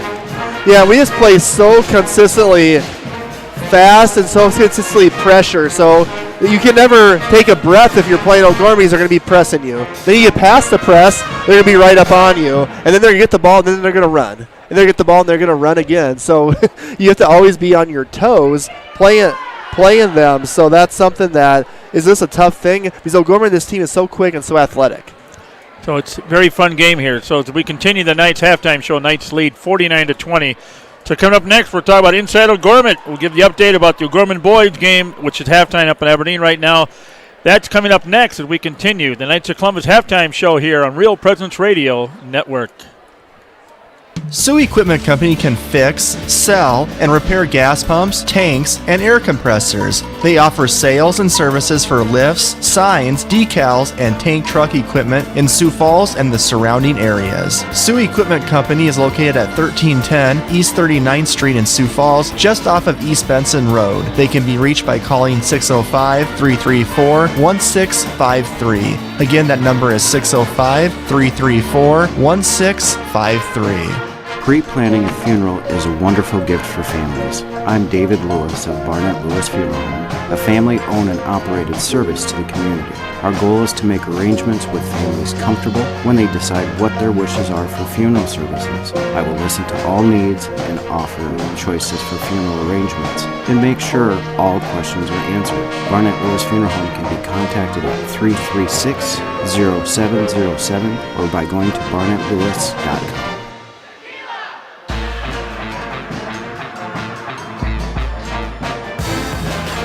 Hey, go ahead, Dan. Welcome back to O'Gorman here. Knights lead 49-20 as we continue the Inside O'Gorman segment here. Okay, let's give an update up in Aberdeen. Number 2, O'Gorman Knights, 39. Number 4, Aberdeen Central, 21. The Knights opened up the game with the 21-9 lead, and they have not looked back. I tell you what, the Knights have been hot, sizzling from downtown, Brett. They're right on target. Bullseye, Matt Ing with 3 triples. Trey Heckeleiber with 2, John Costello with 1, and Gavin Muirhead, he had a slam dunk up there, and I wish I'd have seen that because he would have got a yeah baby for me for that.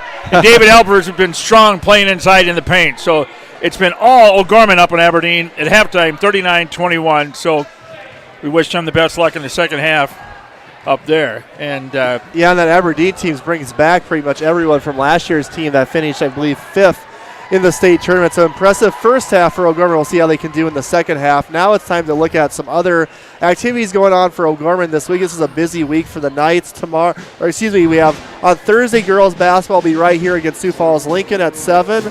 On Friday, January 21st, the Bait and Oral and Turf will be at Watertown. The boys will be at Sioux Falls Lincoln at 7 o'clock. On Saturday, the Bait at Watertown. Wrestling at Chamberlain. Girls basketball against Roosevelt at 2:30 here at O'Gorman. Boys at 4 o'clock at versus Roosevelt as they're playing a little Sweet Caroline right now. Dan is bringing Dan back to his glory days. I love this song, Brett. This is this goes back to my day. Gymnastics will be Monday, January 24th at 5:30 at Power and Grace. And finally, next Tuesday, a week from tonight, we'll be right back here against T-Area girls basketball. So lots of boys and girls basketball coming up. And did the gymnastics win the Metro the other day? I think so. I believe so. And I apologize for not knowing that 100%, but I believe I read that and saw that. So congratulations to the Lady Knights for winning the Metro Conference in gymnastics. So Inside O'Gorman has been brought to you by Bishop O'Gorman Catholic Schools. Our 6 elementary schools, junior high and high school exemplify gospel values, strong student achievement, and community service. Our schools strive to have excellence when where it counts in faith, academics, and in our community, and in the opportunities offered to our students. Visit ognights.org to schedule a tour. Get a hold of Jenny Strzok, and she'll set you up. And we get ready for Catholic Schools Week here in a couple of weeks, so it's absolutely coming up. So after the break, we'll give you a scoreboard update. The other teams going on across the state. You listen to Gorman Basketball on Real Presence Radio. Real Presence Radio will be broadcasting an estimated 42 Sioux Falls O'Gorman girls and boys basketball games from the middle of December 2021 to the middle of March 2022. Tune into the RPR network on 94.5 FM Sioux Falls, 91.3 FM Hartford, online at realpresenceradio.com, on our free mobile app, and on YouTube at Real Presence Radio Sioux Falls. If your business would like to sponsor our O'Gorman basketball broadcast, contact me, Brett Byler, at 605-670-8333. Upon graduation from O'Gorman High School, you will receive far more than a diploma. You get the values of a Catholic education, the support and reach of thousands of alum from across the country, the knowledge that you can become who you were meant to be, and our community will be right there by your side. You belong in blue. O'Gorman High School. And tonight's halftime show for the Gorman Knights is sponsored by the BB Agency, supporting Knights of Columbus Insurance for South Dakota, Southwest Minnesota, and Northeastern Iowa. For life insurance, long-term care insurance, retirement products, call the BB Agency at 605-882-8689. Connect to a field agent near you. Knights of Columbus Insurance, strong, dependable, faith-based insurance, protecting your family's financial future. We get ready to start the second half. The Knights on top, 49-20. Here's a call to game. Here's Brett. All right, Dan, both teams back out on the court. We have, looks like the same 5 starting lineups for both squads. Knights ball to start out the second half. Molly Abdush, Hannah Ronsick, Kira Metley, Hannah Freeman, and Bergen Riley. Here is Abdush, thought about it, to Hannah. She has 16 to lead O'Gorman. Got to thank the band here. They're leaving. Great job, band. Here is Hannah Freeman over to Molly. Lines up the 3. Nothing but net. Yeah, baby. Molly has been on fire from distance tonight. We got her with 5 threes now. She's shooting it like a few old O'Gorman Knights did back in the day in Hermanson and Beacom. Here comes the Knights. Nice look by Molly to Hannah. Great teamwork there. Great transition there. Nice and selfish play that time. Looking down low to Hermanson, and that's out on her, so it'll be O'Gorman ball.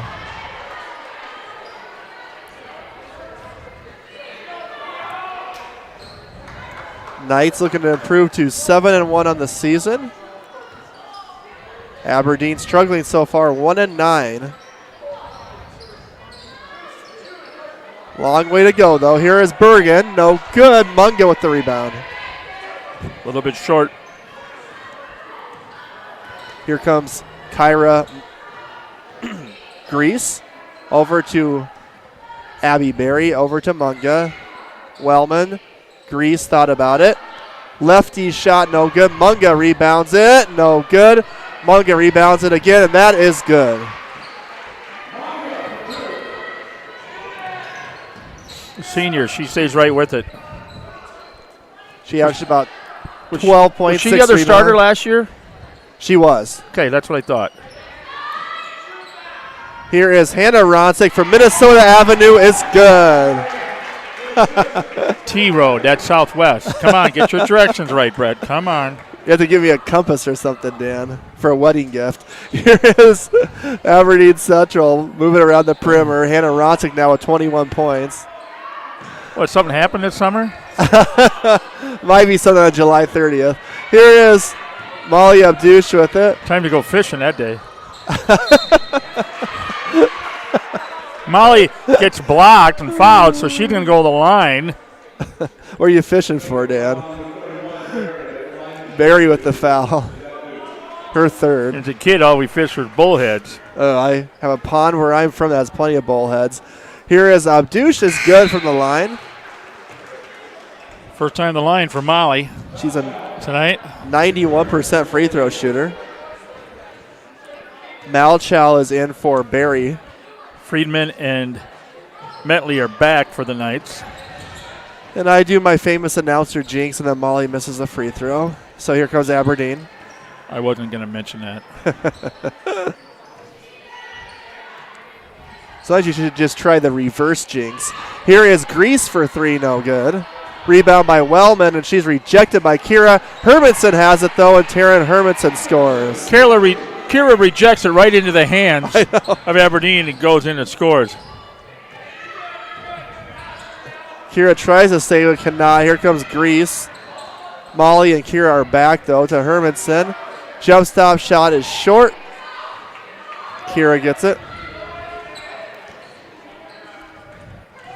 Coach Colesrud calling out the set. Hermanson, she just took it right to the basket that time. Yeah, she stopped a little short. Yeah, that's a young move. Experienced move. You would have taken right for the basket and drew the foul. Molly, another 3 is good. Molly Abdouche is on fire.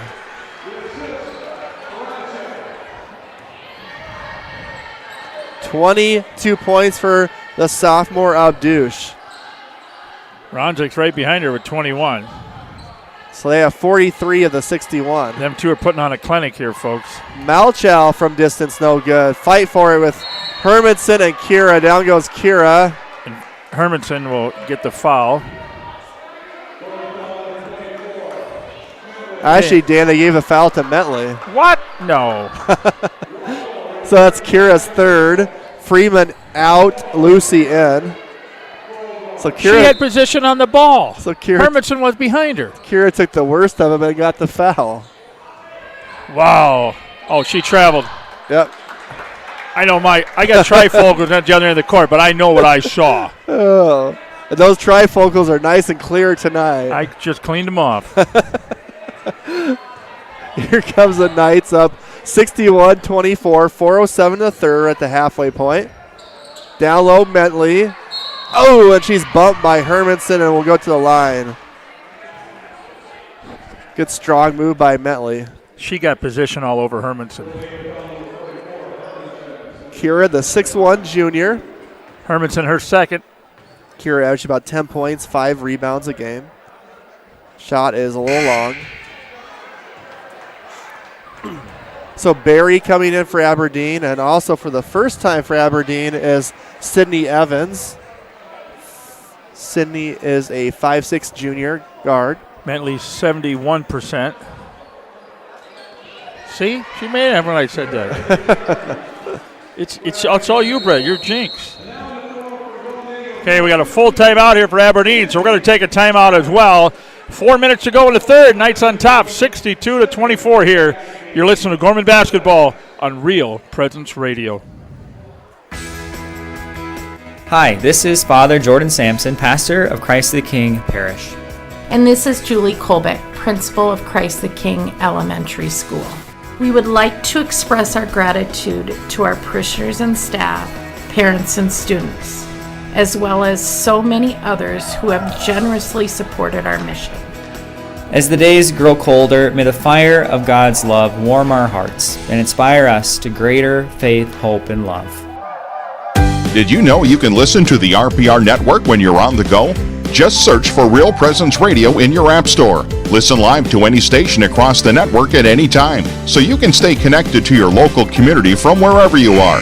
Plus, if you miss a program, the Real Presence Radio app is your one-stop shop for local and national podcasts, including our signature show, Real Presence Live. The Real Presence Radio app, with you every step of your faith journey. Download it today and see what you've been missing. Welcome back to Gorman. 4 minutes left in the third. Aberdeen ball, Knights on top, 62-24. Here's Brett. All right, thanks, Dan. And that was a great commercial we just heard with Father Sampson's voice, the winner of the Collar Classic. Here comes the Knights with the ball. Or the last. Dan will help me out with. I'm missing the term of what he just won. Last caller standing. There we go. Last caller standing. The Collar Classic was a basketball game in Fargo that got canceled in December. Here's the Knights with the ball. Schlimgen is in. Karsten got choked up there when you said that. Ooh, 3 seconds. Got to shoot it. Ronsick. Ooh, in and out. Oh, Lucy fights for it. Turns it over. Wait for Moore to come all the way across and go for the ball. Lucy, she's a hustler. Oh. She takes after her mom and dad. They were great ball players.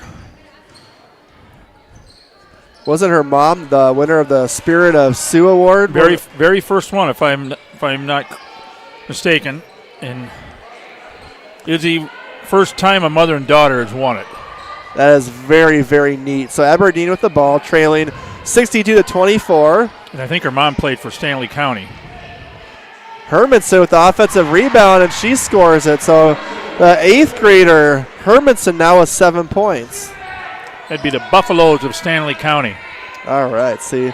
Dan gives me a little geography lesson, folks. Every time I'm on the air, I'm originally from northeast Nebraska. Oh, look Here at is Abdush all the way. No Did good. you see how the seas parted there? They did. She had it wide open and took it in. She hit that turbo, switched the gears and got all the way to the basket. No, Christy and Keith are great people, Lucy and Izzy's parents, and I know they have 3 other daughters as well. So one of them, Ruby's a heck of a player, a younger sister. Saw a video of her on Twitter the other day. And she's a great athlete, dancer, and that takes a lot of. I think that's Ava. So that's a lot of work. Basket by Abdush, 2 free throws. So I believe Molly, the board, has her at 24 points now, which is her new career high. All the way in is Wellman, short. Bergen fighting for it with Hermanson. Hermanson has it. Up and in. So we'll have to deal with her. The state will have to deal with her for a while. Only an 8th grader has 9. Down low to Bergen, and she scores it. So Bergen Riley. On the nice pass by Kira Bergen now with 10. Okay, we're going to see 3 new Knights coming in for the Knights. 3 back ends. Evans in the corner with it. Looking for help. Finds Grease with 14 on the shot clock. 10. It's a steal by Molly Malchow to Evans. Baseline, and that's thrown off of Kira, so there'll be 4 in the shot clock. Freeman, Ronzik, Peyton Peterson in. Molly, Kira, and Karsten are going to take a breather. And Munga is in for Aberdeen. So remember, 4 on the shot clock. You got to shoot it once you get it. Here is Malchow to Wellman for 3. No good. Hannah Ronsick with the rebound. Got a good look there, just couldn't quite hit it.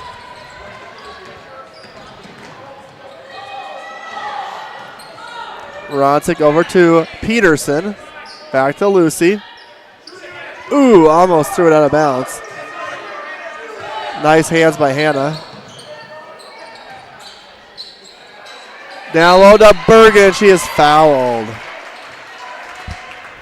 So Bergen doing a good job placing herself right by the basket. Oh, Dan has some of the players' bios. Well, look at that. After how many tries? I forgot it twice. 2 games, Dan. 2 or 3 times. There's only 2 times. Here is Bergen, misses that one. So every year we do this, folks. We do the Gorman Knight Student Athlete Profile. We ask some questions and stuff and everything. So it's kind of fun because we're here to showcase these student athletes here for Gorman High School. That makes it 67-28, under a minute to go here in the 3rd. So it's a lot of fun. Going through these, they're a blast to read, Brett. And I can't wait to talk about some of these athletes. Yeah, I'll have to take a look at those sometime, Dan. I actually never even looked at them. If you ask nicely. I will ask. I'm very polite. Great manners. Here comes Hannah Ronsick with it. Thought about the shot. We'll pull it back out to Freeman. Corner is Lucy Moore. Aberdeen playing good defense this possession. Peterson guarded by Grease to Lucy. Down low to Bergen. Trying to get to Freeman, and Grease with the steal. So there's no shot clock right now. It's 17 in the game clock in the third quarter. Grease is hounded right now by Peterson. 9 on 8. 6. Malchow's blocked. Munga fighting for it with Freeman. And it'll be knocked out of bounds. And that's how the third quarter ends. 67-28 here. The Knights on top here at the end of the third quarter. So you're listening to Gorman Basketball on Real Presence Radio.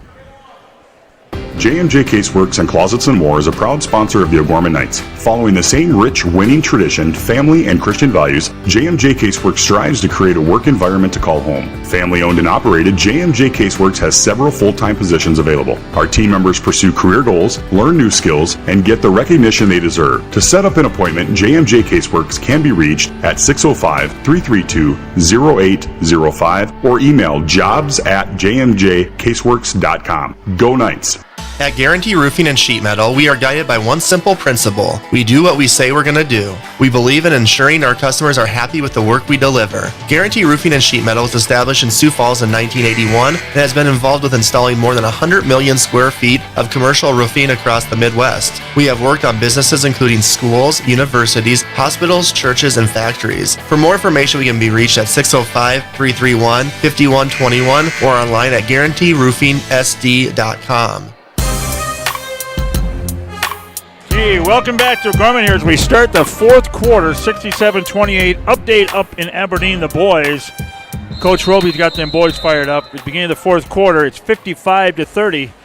The Knights continue the trend up there as we do here and just kind of showing Aberdeen about basketball here. And that's where Aberdeen's down. I mean, Aberdeen's always been in it for years, and it's kind of sad to say that both the girls and the boys are both down this year. So there's a steal by the Knights. Good outlet pass to Abdouche. Will get the layup. So Molly Abdouche, I believe that's 26 for her. Yeah, boys, it's not surprising to me that O'Gorman boys are winning. It's just how much they're winning. Yeah, that's what I'm getting. Oh, no. Steal by Metley. Here comes Kira. The point forward all the way is fouled by Munga. Kira showing off the dribbling. She's going to go to the line. So let's talk about Kira Metley here. Number 24, she's a junior, 17. Her favorite, here's some of the questions we asked. Favorite class and teacher present, K through present, And she puts Mr. Clary, Nolan Clary. And he's a St. Mary's boy. He's a graduate of Gorman teaching. Aspirations, ambitions after high school. College maybe for softball, and she wants to own a business. God bless her. And your mom's or your grandma's favorite home-cooked meal, that would be tater tot hot dish. Ooh. It's a good Norwegian meal. And she gives a shout-out to her mother and her grandmother. So, Kira Metley.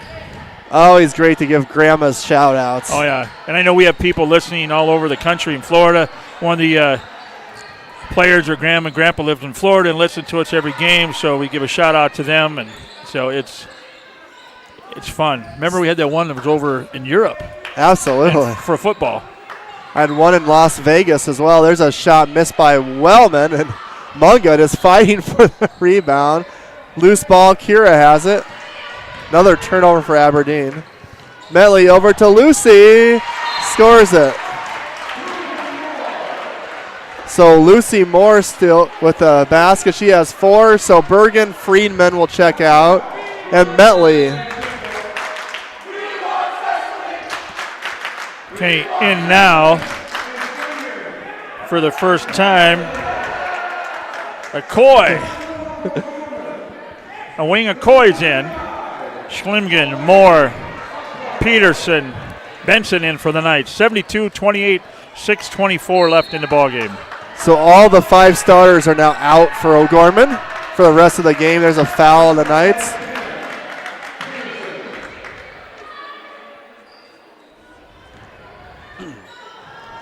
Excuse me.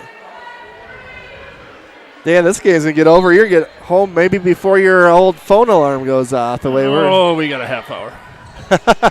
Shot is up and good by Aberdeen. for Wellman.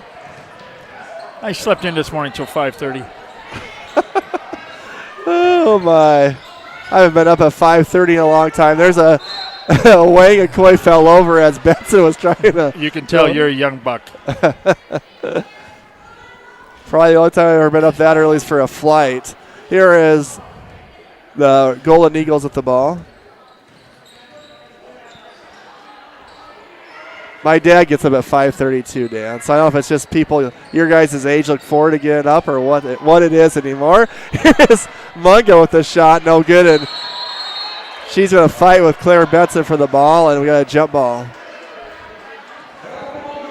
Feels like O'Gorman girls are always ready to lose an arm when Munga has it. They're just like hanging on for dear life. But Munga and Hermanson, I'm impressed with them too. Like I said earlier, I want to see what can happen here with Aberdeen later on the season. Because them two will get better as they go on. So basically, you have the JV team in for O'Gorman now. Here is Lucy Moore to Peterson. Nice crossover to Wang Akoi, who lost the ball. She is trying to go up for the shot. Oh, what a great pass by Peterson, though. So a slippery ball or something. Here comes the Golden Eagles.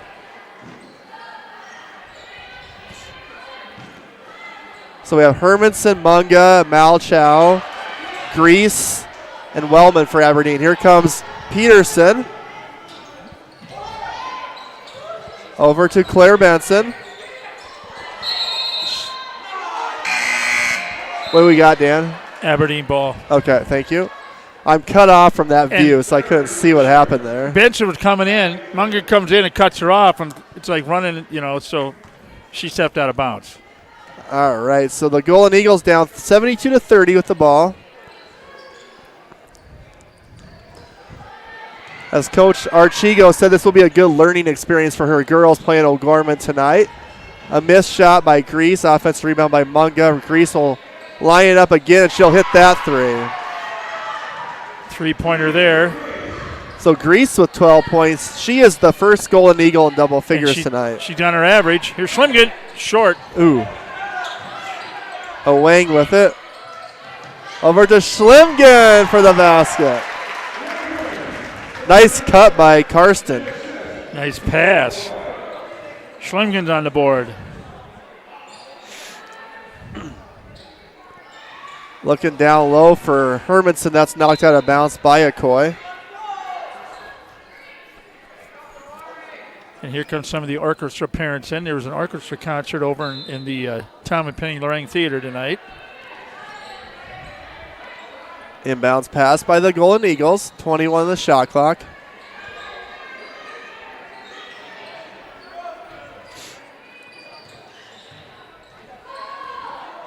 Malchow over to Barry. And that's tipped away. Nice defense by Wang Akoi.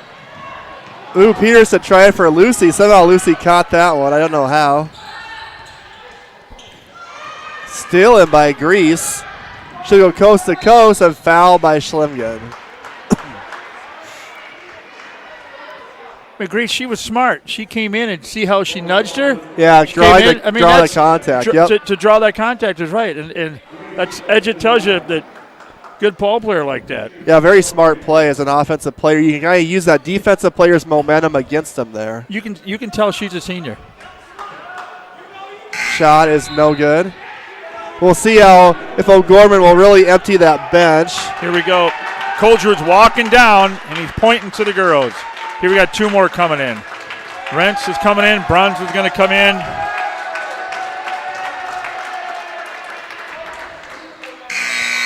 Shot is good by by Reentz is coming in. The shot is good by Grease. Lucy Moore and Akoi are out.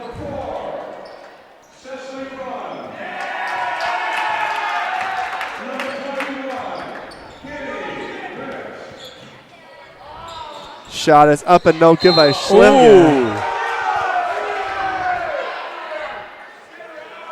She got hit in the face. No foul. No, they did call a foul there on Munga.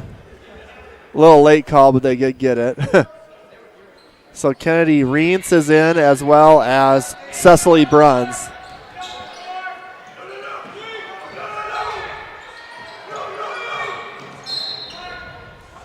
So Aberdeen will get their 7th team foul, so I think that should put Schlimgen to the line as Wellman picks up the foul.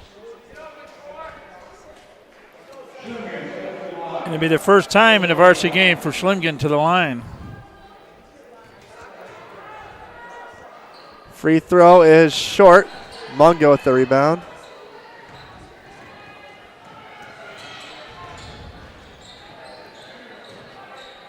Down low to Hermanson. Shot is no good. Cecily fighting for it, but can't quite get it. Wellman does to Malchow back to Grease. And that's a foul on Claire Benson. So that's only the Knights' 4th team foul. And we're going to side out here for the Aberdeen Central Golden Eagles. So got a line change. Yep. 5 in, 5 out. So Kyra Grease at 13 for Aberdeen. Also with 9 points is Taryn Hermanson. So we'll try to get to these new Aberdeen girls in a second. Waldo with it. 74-34, 3 minutes left in the ball game. Cameron Bain down low, and that's to Reese Heyer, and Heyer is fouled by the Knights. Kennedy got her.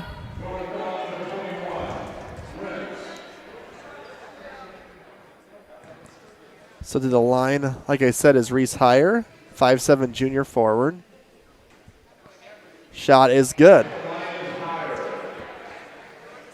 Maddie Struble is also in for Aberdeen, and then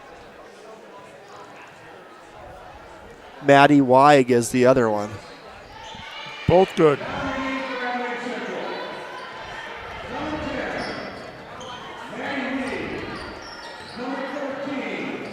Here is Peterson all the way, scores it.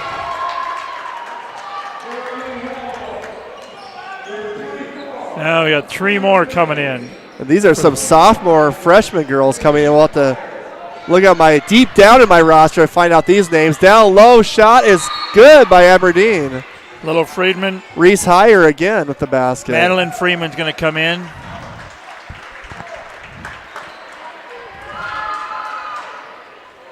Julia Agert is in, as well as Kate Nichols, I believe, is the other one.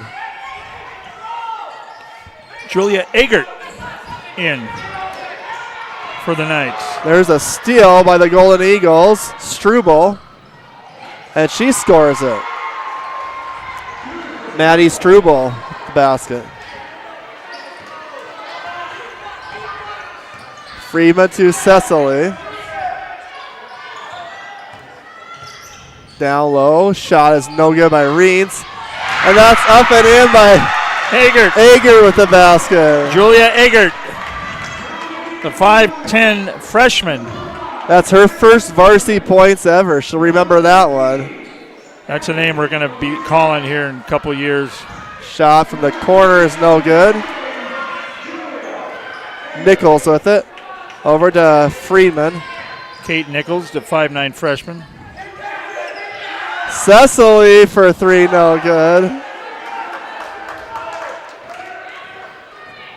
I think she made that when the student section would have erupted. Here comes the Golden Eagles. Well, they were egging her on. You know that. you heard that. Corner shot is short. Rebound is up and no good. Higher, no good on the follow.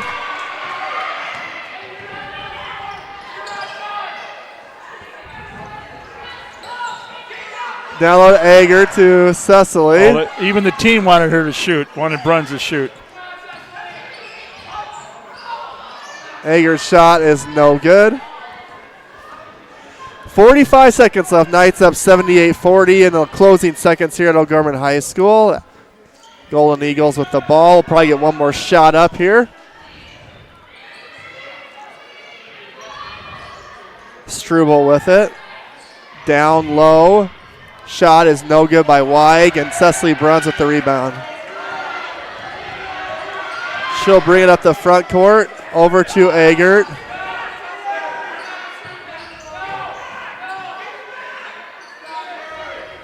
To Madeline Friedman.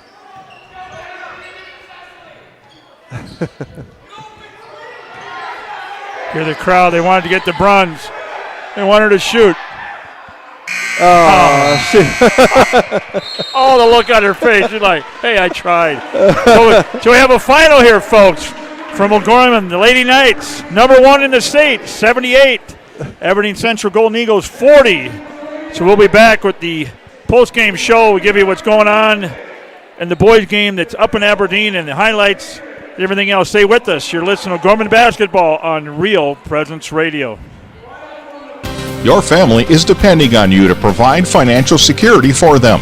The Knights of Columbus can help you with insurance solutions such as disability income, long-term care, both term and whole life, annuities, retirement, and estate planning services. Join the Knights of Columbus today at kfc.org/join us for access to all these insurance services. Call the BB Agency at 605-882-8689. That's 605-882-8689. At Guarantee Roofing and Sheet Metal, we are guided by one simple principle. We do what we say we're going to do. We believe in ensuring our customers are happy with the work we deliver. Guarantee Roofing and Sheet Metal was established in Sioux Falls in 1981 and has been involved with installing more than 100 million square feet of commercial roofing across the Midwest. We have worked on businesses including schools, universities, hospitals, churches, and factories. For more information, we can be reached at 605-331-5121 or online at guaranteeroofingsd.com. Imagine a place where your child is always welcome, where faith and education go hand in hand, and character is developed through perseverance and service, ensuring a love of learning and a compassion for others, built on a foundation of Catholic values, where faith is not only talked about, but lived. Bishop O'Gorman Catholic Schools, where you belong.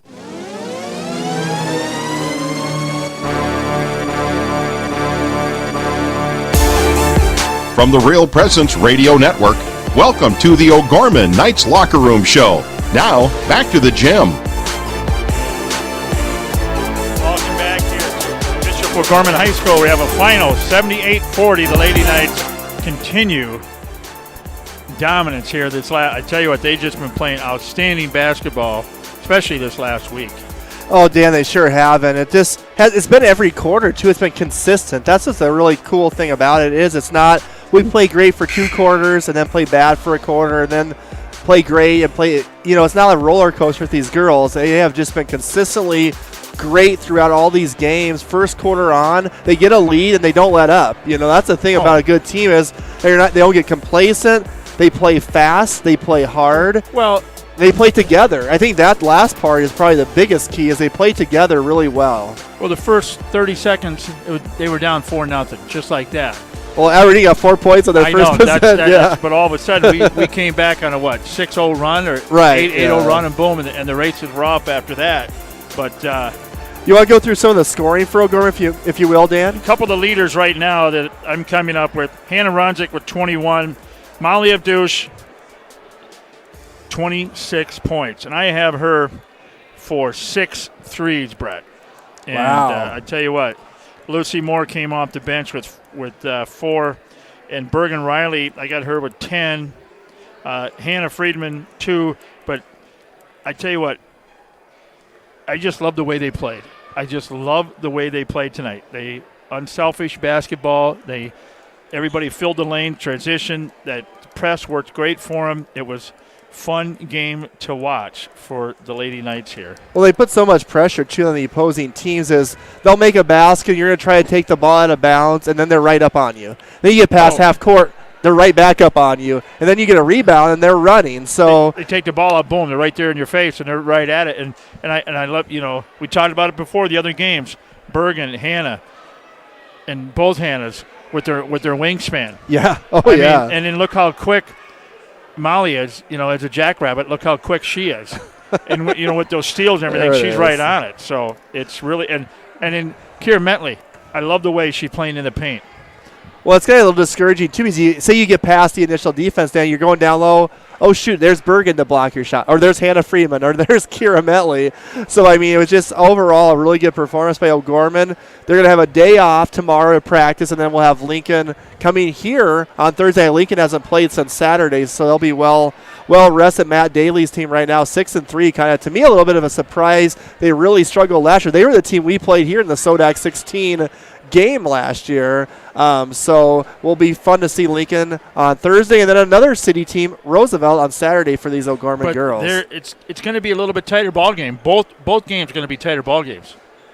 I mean, Lincoln is, like you said, coming around a little bit, and Lincoln haven't played since Saturday, so they're well rested, and they come in here, and they're going to come in here and they want to win a ball game. And so they remember what happened those three games last year for sure. Yeah, so. Especially that last one in March where who was going to state tournament and they didn't. So it's like that's where they remember that for sure. So. All right, Dan. Well, the final 78-40, O'Gorman with the win. All the girls got to play. We're going to take a 60-second break. Then we'll have victorious coach Kent Colesrud after the break.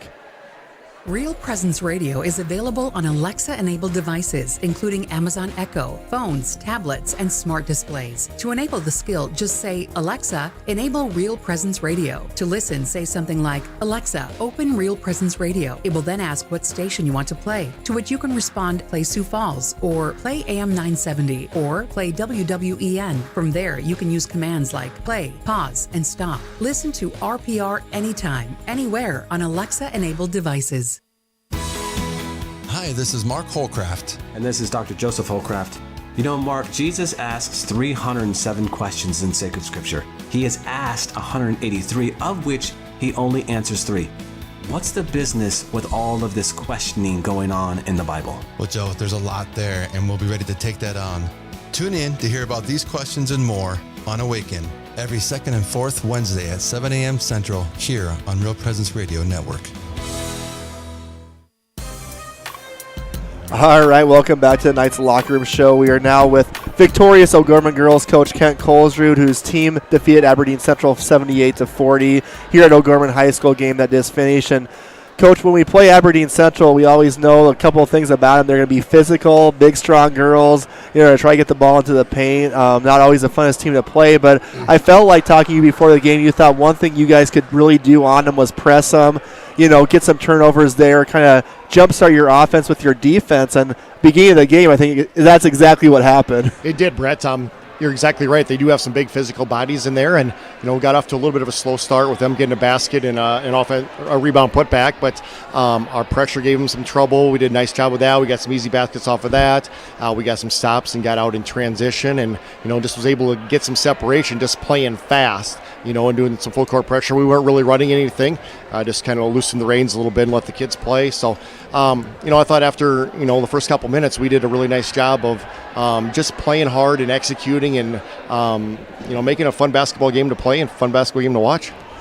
Talk a little bit about Molly Abdu. She's a girl that, had the illness. It was well documented. Argus Leader did a really good story on her last week. Came out, started the season. Progressively, it feels like she's got better and better each game. People forget she was only a sophomore. Played it toward the end of the last year. Had 26 points tonight. Was on fire from 3. Can you just talk about a little bit about Molly, what she's done for your team this season? Yeah, obviously she had a tremendous freshman season, and excited about her coming into this year.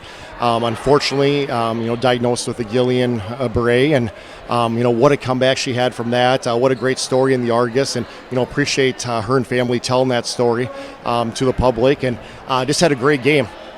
She does so much for us. Plays really unselfish, but capable of hitting the three-point shot. Certainly can get herself to the basket, runs the show.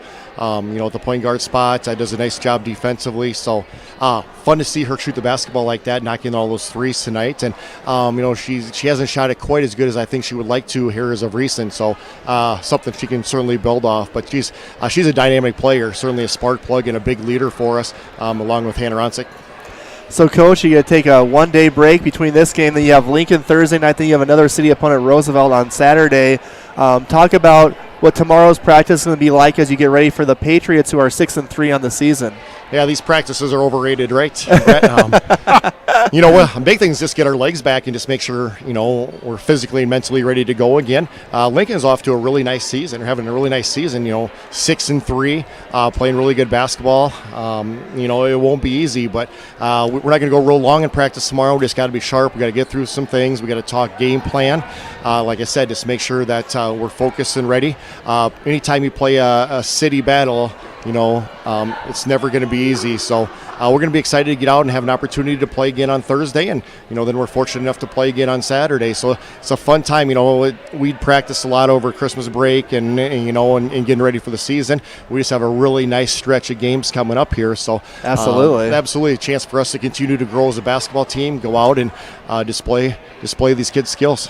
Awesome, Coach. Well, congratulations on another home win, and we look forward to seeing your girls back in action Thursday night. Yep, thank you, guys. Appreciate it.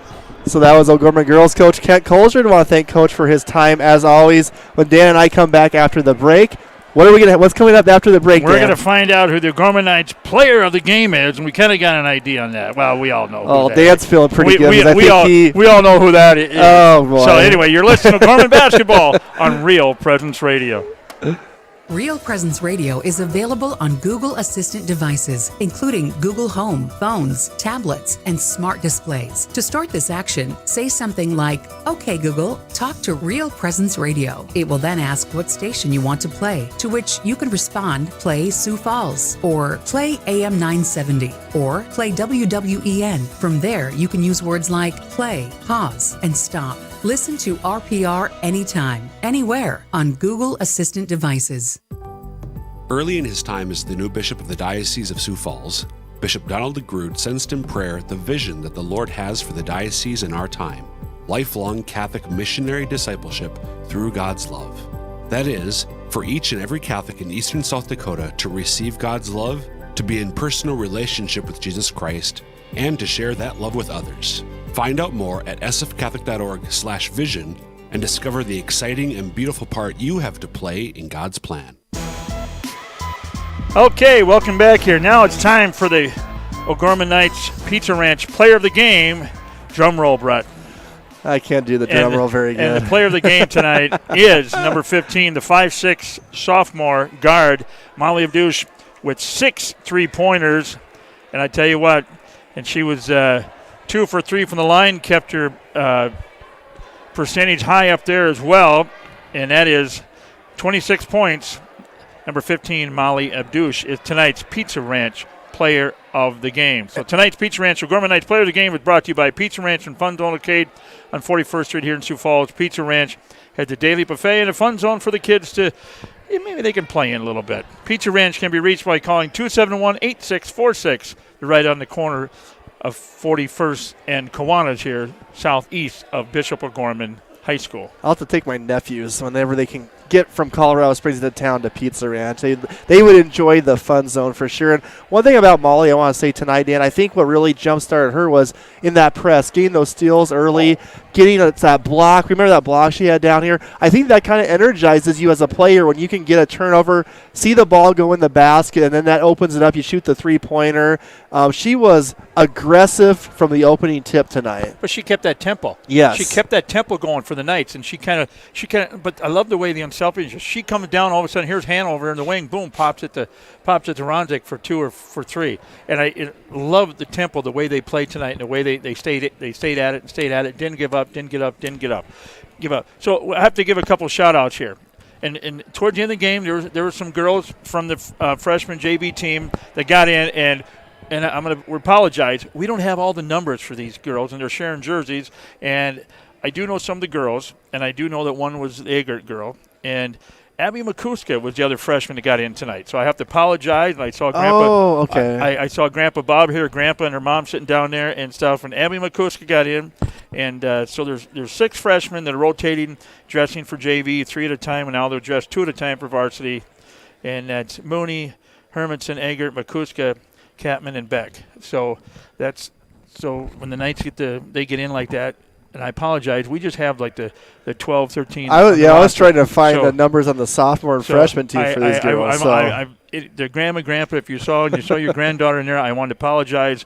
I'm sorry, we don't have all the numbers for these young ladies and stuff. But it's great to see that because that's the future of O'Gorman basketball right there. Oh yeah, the girls pretty much from the last 7 minutes on in that fourth quarter, it was all JV, sophomore, freshman girls. So that was fun, and they all played well. So yeah, thank you, Dan, for doing that. We really appreciate the feedback, folks. Yes. Too. If there's something that we're doing a broadcast, if we miss a name or something, either write us on the YouTube stream, text Dan, tweet us, do something, because we will definitely get it right. If we did get it right, we want to get it right. So that's kind of our goal here. So one more goal for us tonight, though, we'll be taking a 60-second break, and then Dan and I will do a final scoreboard update, and then we'll do our closing comments here from O'Gorman High School. This is Knights boys and girls basketball on the Real Presence Radio Network. Real Presence Radio will be broadcasting an estimated 42 Sioux Falls O'Gorman girls and boys basketball games from the middle of December 2021 to the middle of March 2022. Tune into the RPR network on 94.5 FM Sioux Falls, 91.3 FM Hartford, online at realpresenceradio.com, on our free mobile app, and on YouTube at Real Presence Radio Sioux Falls. If your business would like to sponsor our O'Gorman basketball broadcast, contact me, Brett Byler, at 605-670-8333. Pizza Ranch and Fun Zone Arcade on 41st Street in Sioux Falls offers a daily buffet featuring a variety of pizza choices, salad bar, and chicken. Pizza Ranch has a spacious dining room as well as 8 party rooms that fit different group sizes. Their online menu provides another option for their customers to order from. Pizza Ranch is located across from O'Gorman High School on 41st Street and can be contacted by calling 271-8646. Pizza Ranch is a strong supporter of O'Gorman Knights athletics and activities. All right, Dan Johnson, we are back with you here at O'Gorman High School. Can you let people know some of the other games and the scores across the state? One last time, so here we go. We have, this is girls now, AA girls, Sioux Falls, Washington, over Marshall, Minnesota, 64-58, 6-point win for number 2 Washington. Girls, Jefferson, end of 3, 31-27 on top of Yankton. Pierre in the first quarter, 27-2 on Douglas, and here in the Brookings, no update there. Now, boys across the state. A final, Lincoln, 68, here in 44, and we're going to see the Lincoln boys on Friday night over there. The O'Gorman boys, number 2, Aberdeen Central, number 4, O'Gorman, 67-37. Muirhead had that nice jam, and we just got the text picture on that.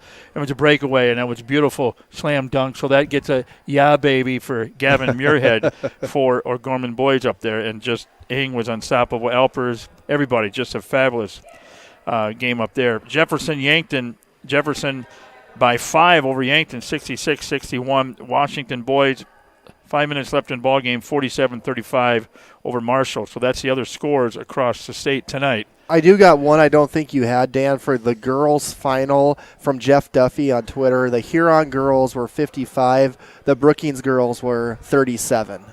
So Huron girls win 55-37 over Brookings. I want to thank Mr. Jeff Duffy for that. Mr. Oldham. Absolutely. I've known him for 45 years. Aging yourself, Dan. I know. So tell us what's coming up on tap for O'Gorman, Dan. Okay, coming up, O'Gorman will be back Thursday night here, 7 o'clock. IB, have your radios on by 6:30. Have your YouTube ready, fired up. Get your popcorn. Maybe throw a little M&Ms in your popcorn to give a little bit of more flavor and stuff. So that would be about 6:30 because you never know at Keeter time what's going to happen there. So, but I'd be ready by 6:30. So we broadcast that game. And then Friday night we'll be over at Lincoln. That's at 7 o'clock. Joey Struy, the AD over there, is pretty much on time. So we'll be on there about 6:35. You know him too, don't you? I know him pretty well. He went to Dakota State. He's a Trojan, so I know him. And then we're back here on Saturday afternoon for the doubleheader, and the girls will be tipping off about 2:30 or 2:15. You never know. Or 2 o'clock. 2 o'clock. You never know. The boys around 3:34. We'll be broadcasting those games on 94.5 FM, 91.3 FM in Hartford and Sioux Falls, and we'll be video streaming those games. In the Lincoln Boyd game, we will be video streaming that game. Just found that out today. Yeah. So I guess there's a new law. I missed that in the books, but I guess they can't stop you for doing that. So anyway, final thoughts, Brett. Well, this was a really good, strong game for O'Gorman, Dan. From opening tip to finishing tip, the girls played with a lot of energy, aggressiveness. They had the trap right away to get some points, easy points, which we talked about in the pregame show. defense creating the offense. They shot the ball really well from downtown, Dan. Molly hit 6 threes. Hannah Ronsick hit some threes.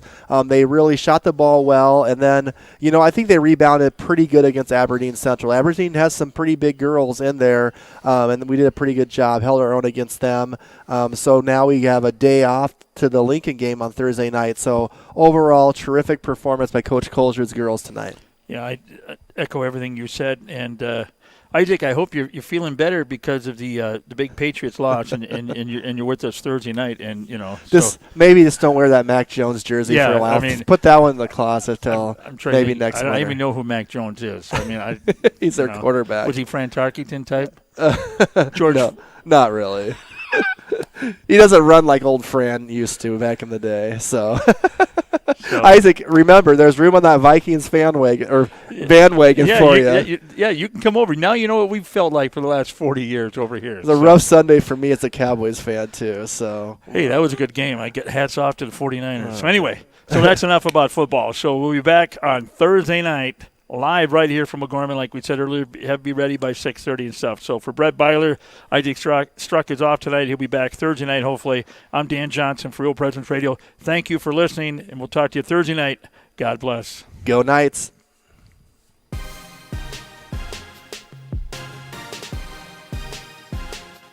From the Real Presence Radio Network, O'Gorman Knights basketball has been brought to you in part by Catholic Family Services, Catholic Community Foundation of Eastern South Dakota, Jardine Construction, Barnett Vision Clinic, Bishop O'Gorman Catholic Schools, Sioux Equipment Company, Closets and More and JMJ Caseworks, the BB Agency, Knights of Columbus Insurance, Pizza Ranch and Fun Zone Arcade on 41st Street, Guarantee Roofing and Sheet Metal, and Barnett Lewis Funeral Home.